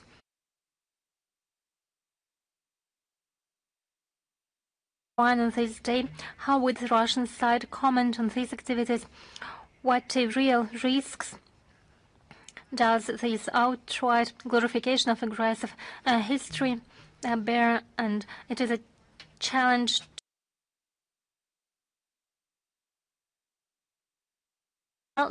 the actions by Japanese leaders resembles of the statement by famous Russian historian Vasily Klitschevsky. It is a very famous statement in our Russian community. Probably there are similar statements in your language. It is very simple, but at the same time it's very important. History doesn't teach us anything, it only punishes us for not knowing its lessons.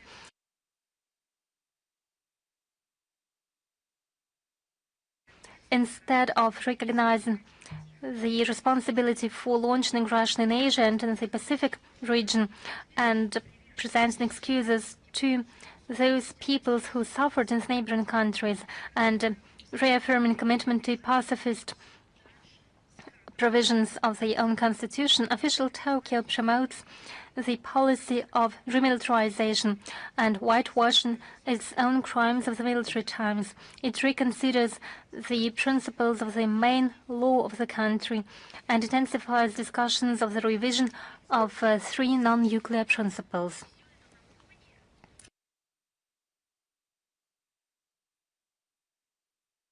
Acts.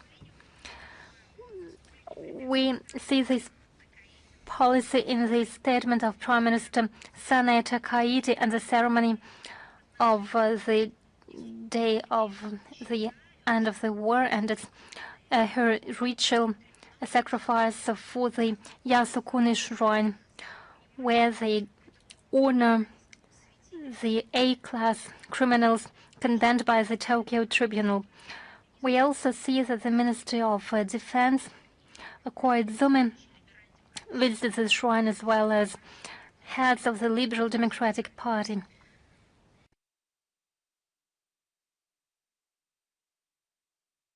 Revanchist act doesn't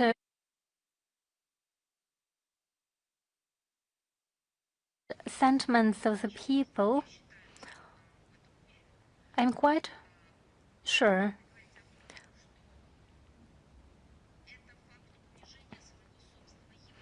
it is a fact testifying to the loss of dignity of the Japanese people. It presents the Japanese people not as a people that still remembers the World War II, but has forgotten. It may bear great risks as it happens. Japanese people know full well, as one of main aggressors of World War II, for decades Japan has failed to recognize its outcomes and presents itself as an innocent victim of attacks by Western powers. Japan was in a union with the fascist Germany. It should stop whitewashing the inhuman pages of its own history. They have no right to make such statements, given the tremendous victims, I mean colossal victims of World War II, for us the Great Patriotic War,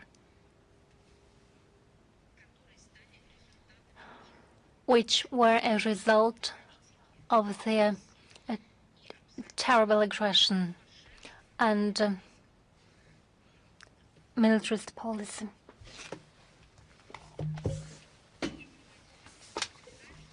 If that's all from your part, we'll move on. Is Reuters with us? Thank you so much. Good afternoon, Madam Zakharova. We have a question about the Zaporozhye nuclear power plant. On Tuesday, the MFA issued a statement on that NPP, and it said that about the failed visit of Rafael Grossi to that site, and a short time ago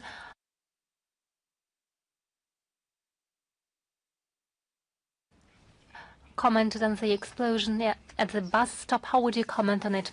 You know, we gave evaluations to this crime as the visit of Mr. Grossi to Energodar and the NPP failed.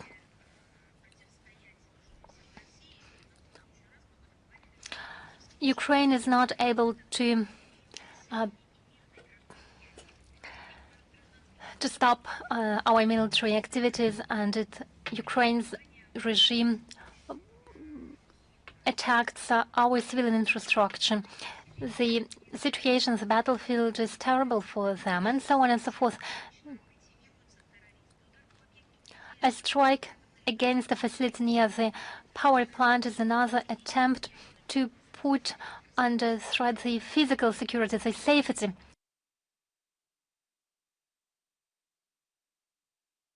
Their attacks of the Kiev regime make them to the henchmen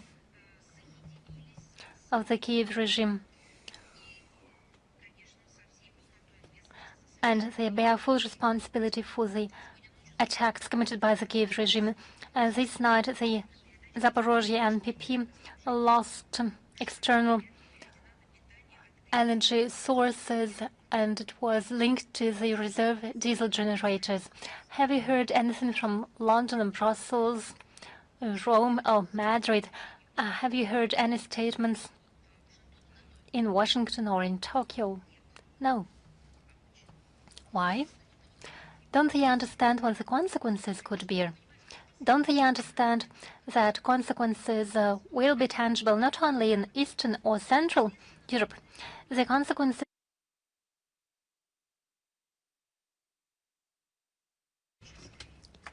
due to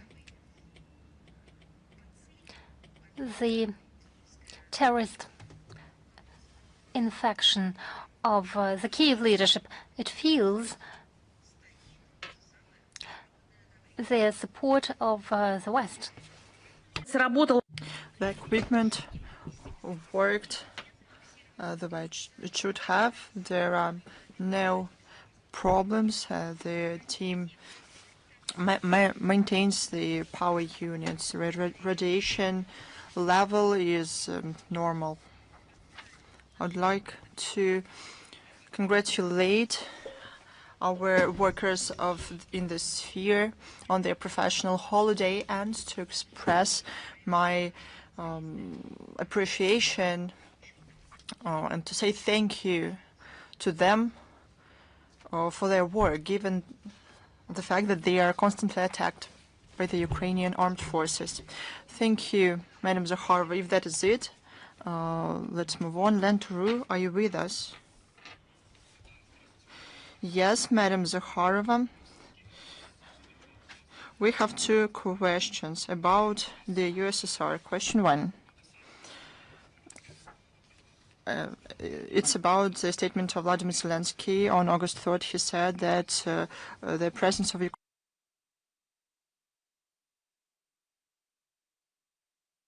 is the independence of these countries. It is important for him to maintain these relations, and said that he was proud to have them. What does Moscow think about Kyiv's attempt to build relations with perennial partners of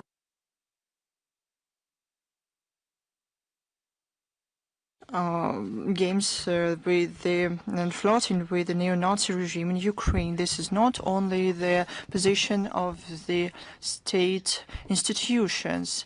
Our citizens who are targeted by the Kyiv regime,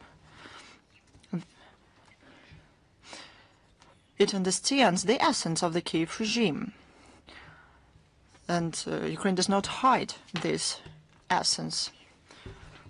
And ordinary people, they wonder how the officials, their political figures in other countries do not understand that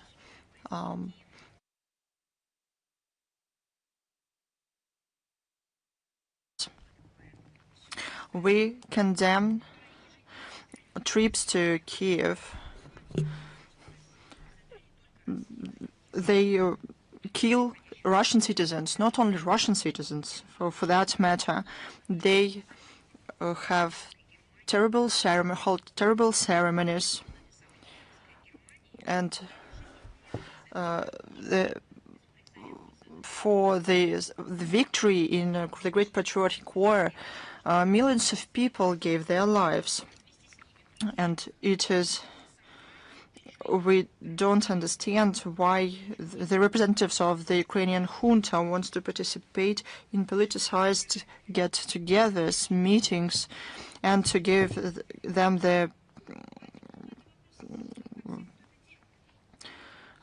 them a podium to threaten Russia.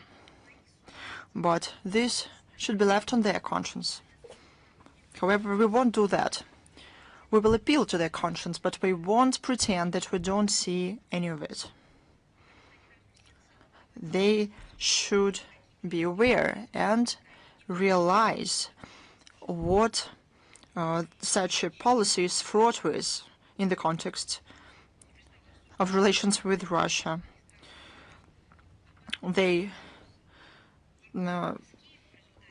Zelensky shouldn't talk about independence of other countries because he is morally bankrupt. He usurped the power in Kiev. And Zelensky stripped Ukraine of independence and made Ukraine dependent on the resources provided by the West. He destroyed everything that we called modern Ukrainian statehood that was emerging, that was making the first country. He destroyed everything. He distorted everything. Make a joke out of it all. If that is it, now we have one more question. Oh, yes, please.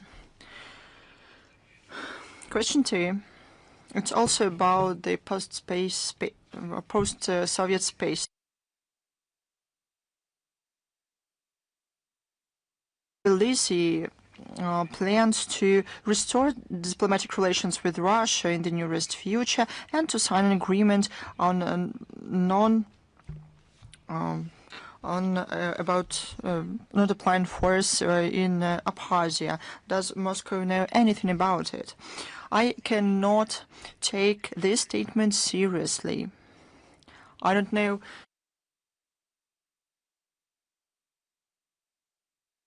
I don't know how to treat him. I could have called him a politician, but I would not. I don't want to degrade this sphere. This person stopped understanding their reality. He stopped responding in an adequate way. I could have named his country and that he's from Georgia, but I won't.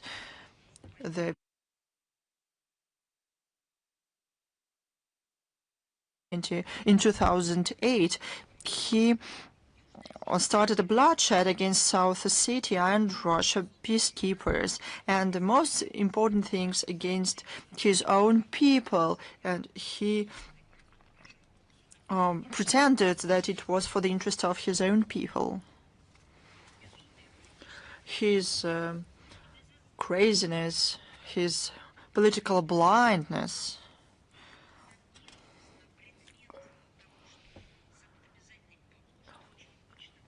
his faith in the West that it will help Georgia, all of it harmed Georgia in a way that cannot be redeemed. It made suffer thousands or tens of or even hundreds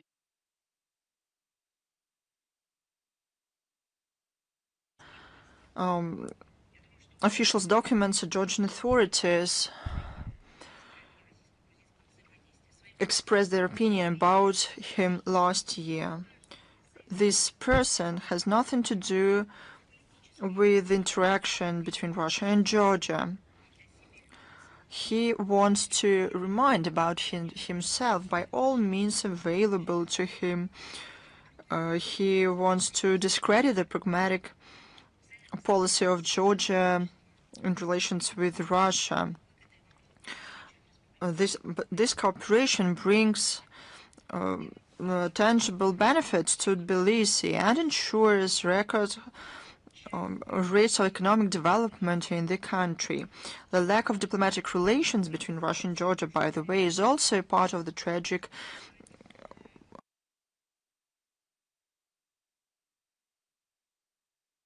of the people. The decision to cut off ties was not even a mistake. It was more than a crime. It was a criminal mistake.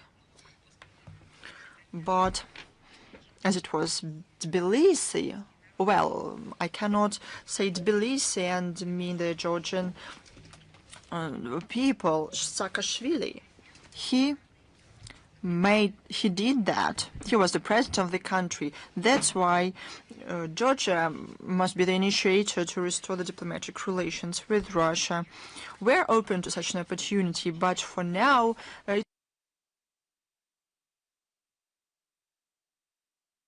Tbilisi about non-involvement of force with Abkhazia and South Ossetia. We have long been calling Georgia to do so. Expect such agreements would have helped prevent similar actions as happened in August 2008. Thank you. Is news.ru the new academic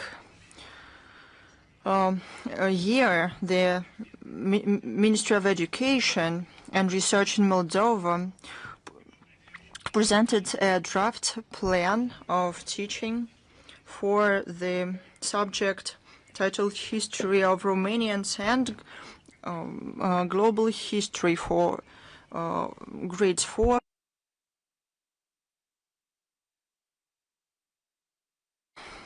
We saw this document, I mean the draft plan for teaching. We were surprised, and it is a striking absurdity.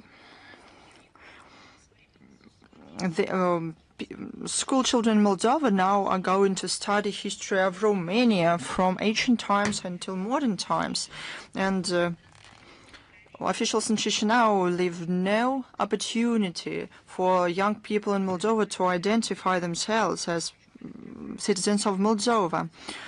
The Romanization of educational sphere in Moldova is something that's going on for more than 1 year in the country. There was a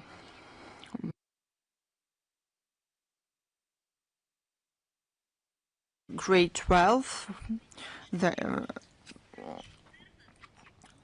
It had a lot of propaganda stamps and lies. In the book in Romanian language had 114 mistakes, and in the Russian language version there were 137 mistakes. How were these facts distorted? The authors justify the participation of Romania on the side of fascism, on the side of Hitler. The authors of this book whitewash the terror action to communist activities. They don't mention facts of condemnation and punishment of military criminals, including Antonescu himself.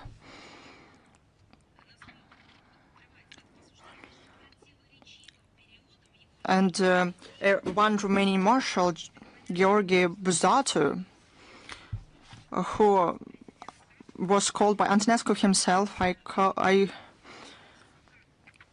quote, an ambiguous period in his life and activities. Now it's clear who inspired Maria Zakharova several years ago.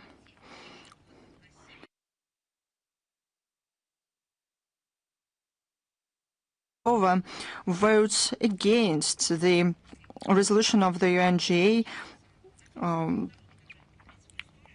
against glorification of Nazism. However, people in Moldova reject all these attempts to rewrite the history and destroy the facts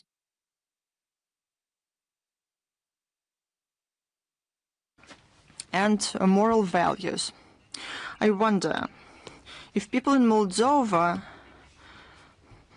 are going to be Romanians, then what country is next? That this won't be the last country.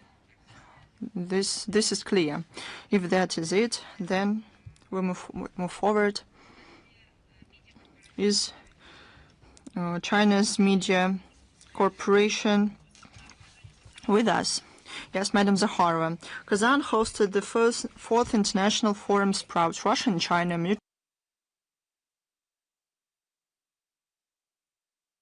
in development of trade and economic cooperation between Russia and China. What's its uniqueness? What possibilities does it create for further strengthened bilateral ties? This is a wonderful forum. It takes place annually in Tatarstan. It became a key regional platform for political dialogue between two people and the possibility to take real practical steps and launch economic projects. The uniqueness of this forum is its interregional character and orientation of practice. The main success criteria here are real projects and economic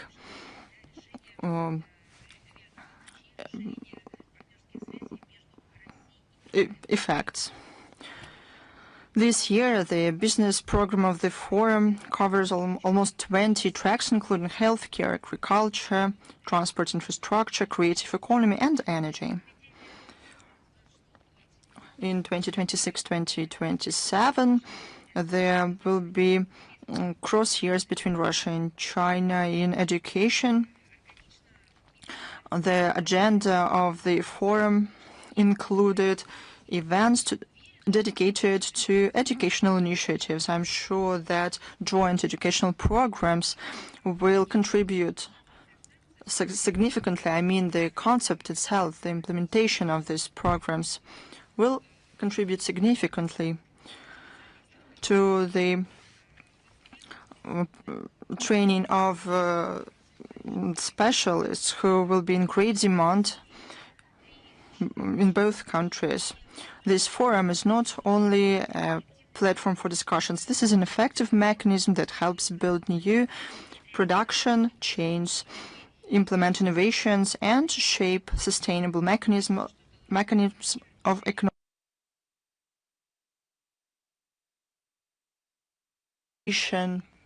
can be if it's initiated at the regional level. Thank you. Thanks to you. Is Russian Vector with us? Good afternoon, Madam Zakharova. We have two questions today. First,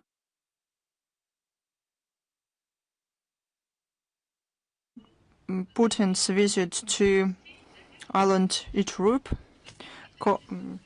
according to the Japanese authorities, bothered them.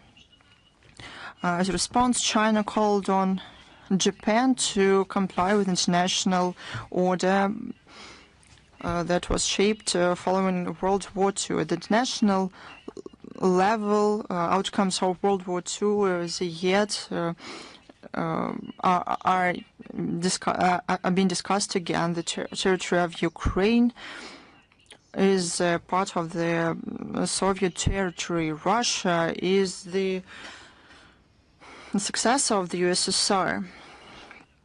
Advisor to the Russian President Kobykov said that it's necessary to give the evaluation to the destruction of.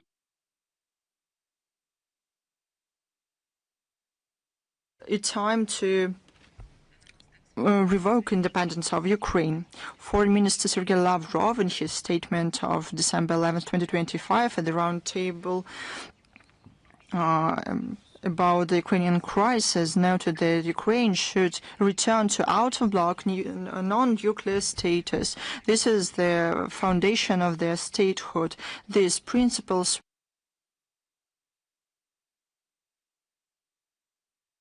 of July 16, 1990. The Ukraine that was independent after the USSR was ceased to exist, had laws, and their constitutions had guarantees for the rights of ethnic Russians, Russian-speaking people, and national minorities. Today, these rights are violated by the Kiev regime. The Declaration on Principles of International Law concerning the cooperation between states under the UN Charter says that all states must respect territorial integrity of countries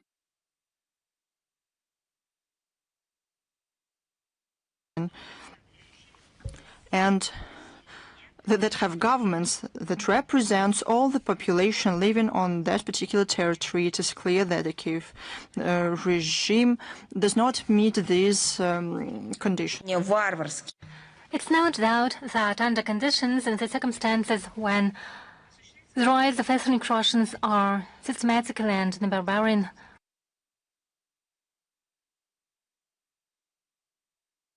and there are persecutions against the canonical Orthodox Church. There is a topic of self-identification, Crimea, Sevastopol, Donetsk and Lugansk People's Republics, the Zaporozhye and Kherson regions have already implemented their right and following a referendum adopted a decision to reunite with the historical fatherland that is Russia. As for reconsidering the outcomes of World War II, our position is consistent. The reconsideration is unacceptable and is a direct threat to the international law and security with our friends and partners, including the People's Republic of to strengthen peace. And my second question,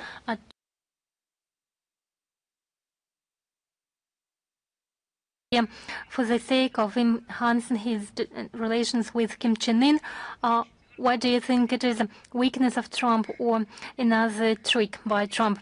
So you see no other version, it is either weakness or a trick? Well, I think that a sovereign and independent state can itself determine the parameters of joint military exercises. What matters is they are consistent with international norms and pose no threat to anyone. And I think you'd better ask this question and ask for clarification in the American embassy or American officials for them to formulate their motivation behind this step. But there is another parameter which is important to us, which concerns us directly. We are also part of the Asia-Pacific region, and repeatedly we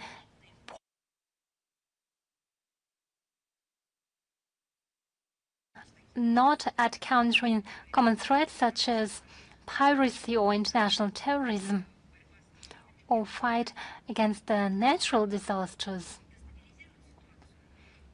If they rather destabilize the situation and don't serve the goal of strengthening the security, but rather eliminate the security, then any steps which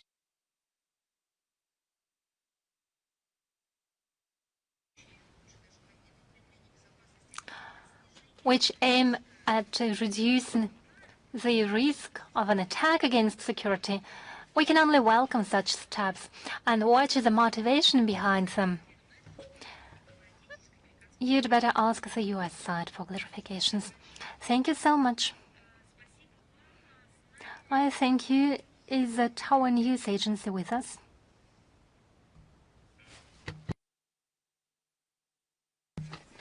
Good afternoon, Madam Zakharova. Nicola Javanadze from Tower News. Representatives of the Georgian leadership over the past time have made a couple of statements that Russophobia in Georgia is fueled artificially by the deep state from outside.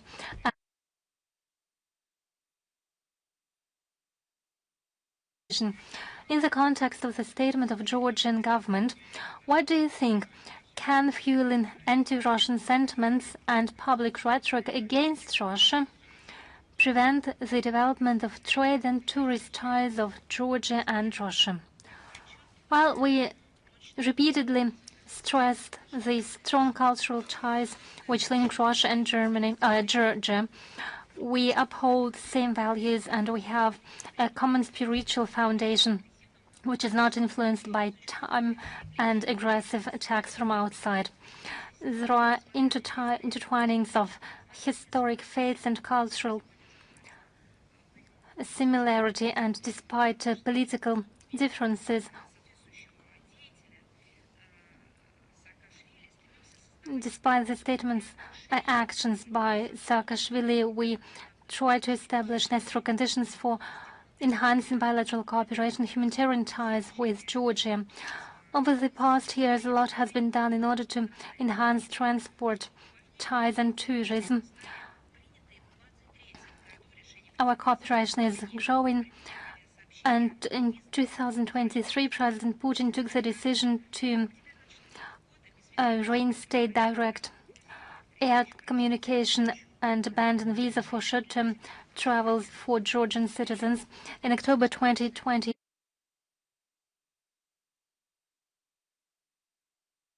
who visit Russia for education, work, or long-term stay, and you know better than I do how it helped the people, how it was welcomed, and how this decision was used, and how many people used it in Georgia.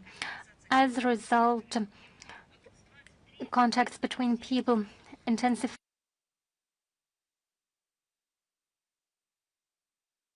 by 1.5 times and reached the level of 1.6 million people, and it's still growing. Every fourth tourist in Georgia is a tourist from Russia.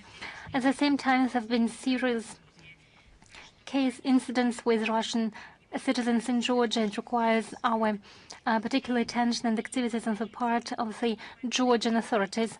We take note of the statements of Georgian leadership, and we expect Tbilisi to take exhaustive measures in order to prevent Russophobia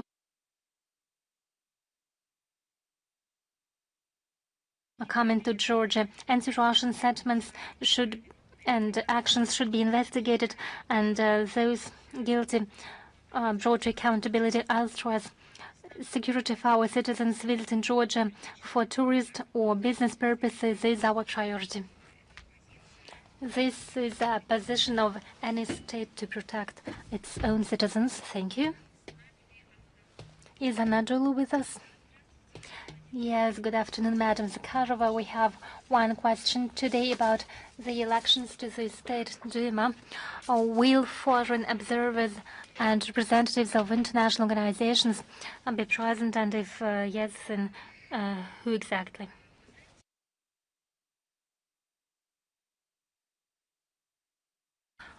I'll begin with a theory.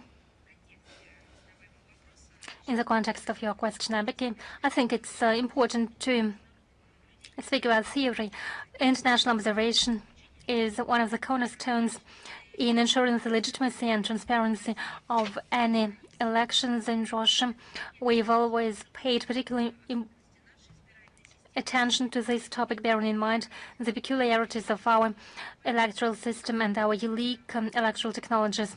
And we continue to be one of initiators of new duly possessed standards in the field of international observation. They are based on sovereign equality of states and non-interference into domestic affairs. So we consider invitation of foreign observers and constructive cooperation with them in the context chamber not as a tradition. Presence of international observers is an important factor of strengthening trust to the electoral process in the country and outside. I'll remind you how in 2021 and 2024, international experts had a possibility to see the effectiveness of the electoral practices in our country. And this year we sent invitations to 12 international organizations and more than 100 countries. As of today, representatives of 55 of them have already confirmed their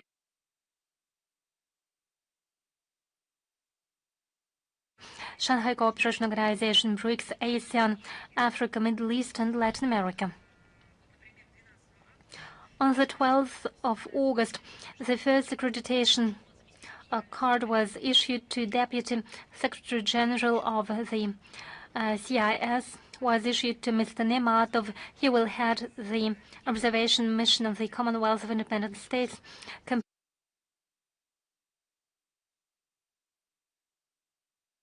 of observers from the Shanghai Cooperation Organization. It will be represented at the level of a Deputy Secretary General, and it is a testimony to the vast interest of foreign partners to the electoral procedures in our country. They are ready to contribute constructively to enhance the transparency and legitimacy of the voting. We share this approach together with the Federation Council and the State Duma, with the coordinating role of the Central Election Commission of Russia. We will provide, as an MFA, a cooperation assistance in order to make sure they are comfortably staying in Russia. Thank you. Is Interfax with us? Yes, good afternoon, Madam Zakharova. We have a question about the U.S. Korean exercises. So you have already given an answer. Thank you. Is about news with us?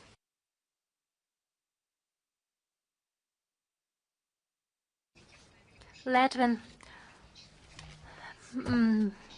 doctors left a man without help, medical assistance, with a strike because he asked them in Russian, in the Russian language.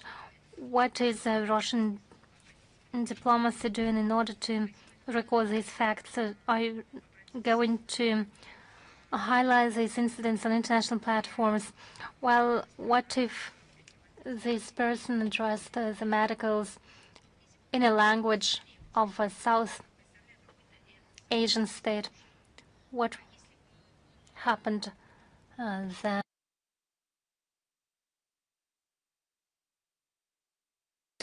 Often happens that a person cannot express his thoughts and only can try to explain something with the gestures or some sounds.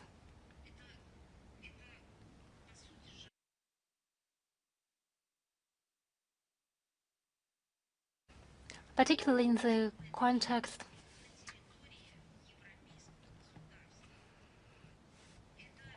that we see it on the territory of a European state. It's unacceptable for a country that is just starting its history as an independent state.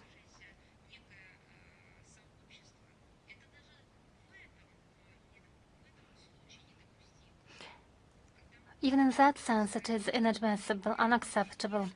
And if we are talking of a country that is a member state of the United Nations, NATO, and the European Union, and delegates its representative into the ruling bodies of some European bodies, and it's terrible, it's a shame. When Latvian authorities speak about the level of democracy and global catastrophes, if they think that they have enough experience in order to pronounce their opinion, then I'll advise them to look at the situation.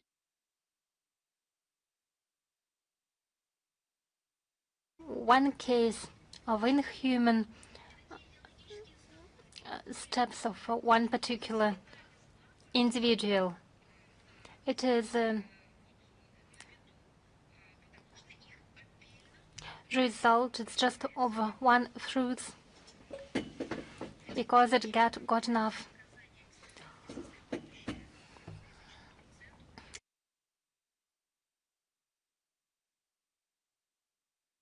It is a consequence of the Russophobic policy pursued by the Latvian authorities. It is a neo-Nazi policy. Now the consequences have reached common patients. It is simply unsafe to speak Russian, and they demonstrate it. That's just common fascism. The MFA of Russia follows the situation around inhumane treatment of Latvian authorities of Russian compatriots and citizens in the context of language discrimination. We record information about mass violations of human rights and discrimination of our compatriots in Baltic states. We condemn barbarian activities of Latvian neo-nationalists against the Russian citizens. We include such records in our annual report on violation of the rights of Russian citizens and compatriots abroad. A most recent report was published in December 2025. It was presented in the Russian MFA. The violations are also recorded in the joint report of MFAs from Russia and Belarus. Recently, such a report was published in June 2026. We also reflected in annual reports of the Russian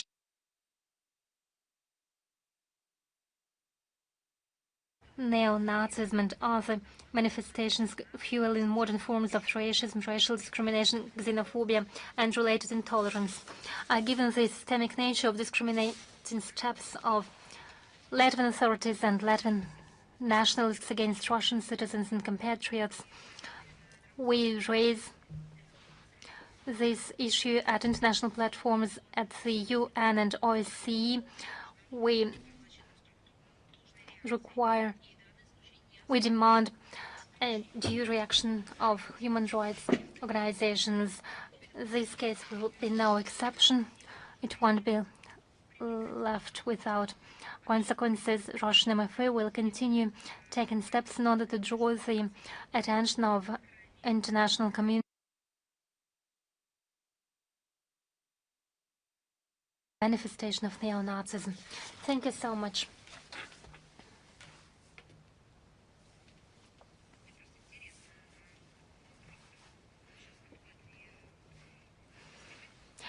There was a musical festival in Latvia.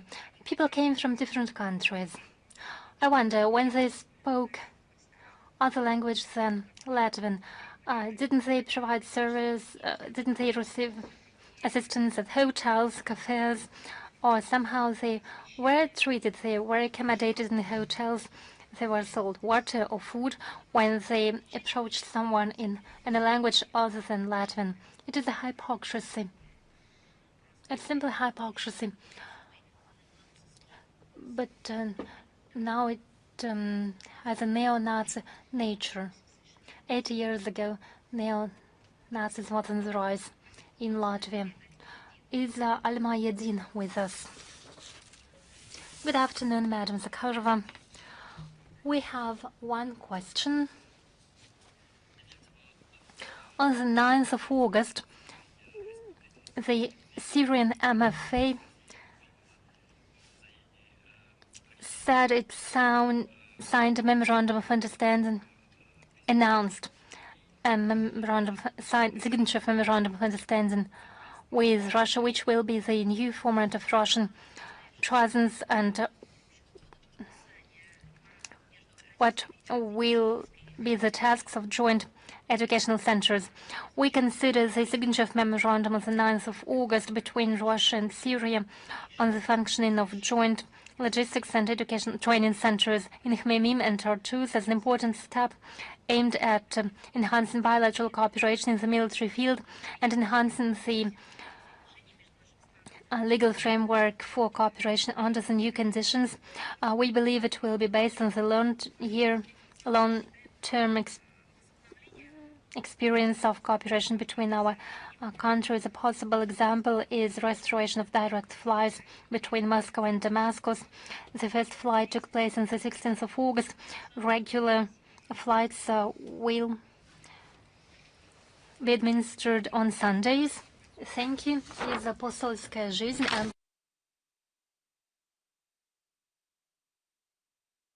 Madam Zakharova. We have one question.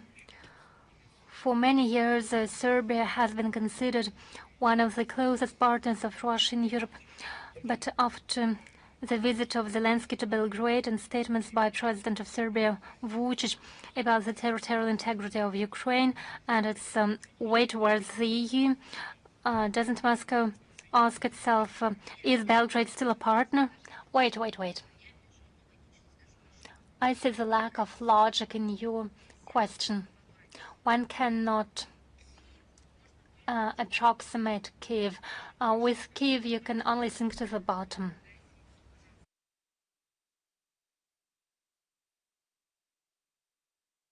The silence by the Serbian leader Vučić in response to the Russophobic rhetoric at the press conference about the extermination of the Russian people. Well, I'm sure he found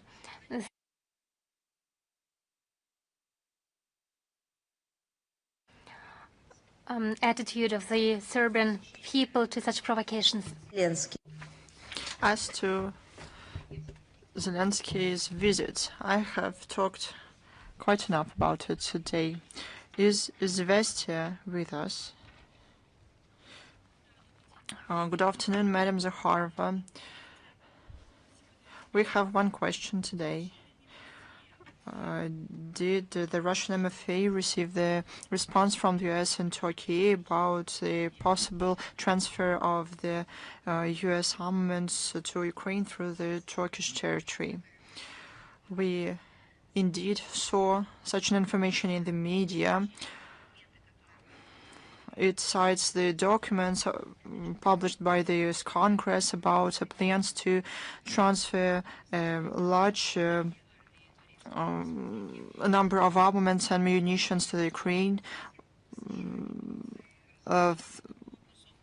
that right now are in the Turkish army. The Russian MFA requested the US and Turkey for clarification.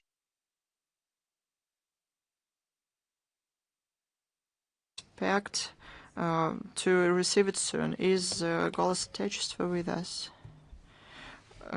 Madam Zakharova, good afternoon. We have one question.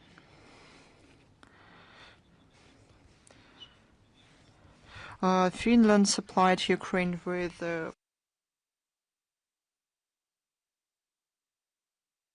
do they do this within international law, or will there be any repercussions from Russia? Helsinki has supplied the Kiev regime with aid worth more than 4.7 billion euros. Majority of it, about 3.4 billion euros, go for armaments and munitions. Their goal is to inflict as much damage to the battlefield to Russia as possible. And the Helsinki say that they want to ensure Kiev with strong positions in negotiations around the Ukrainian crisis. This aggressive policy has nothing to do with the international law. It has they act obliviously in terms of history. Finland, just like other Western states, violate their obligations as neutral sides under the Convention on Rights and Obligations of Neutral Powers, and in case of an armed conflict of 1907.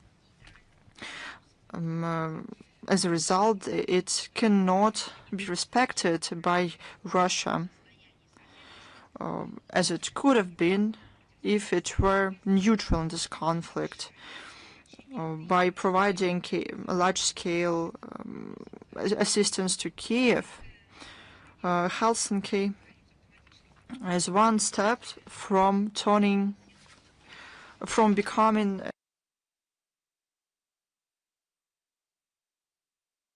of this conflict. No hostile step of Helsinki won't go unresponded. Russia will consistently work to achieve all the goals set by our government. Are there any more questions? If no, then I would like to say goodbye to you. See you next time. I wish you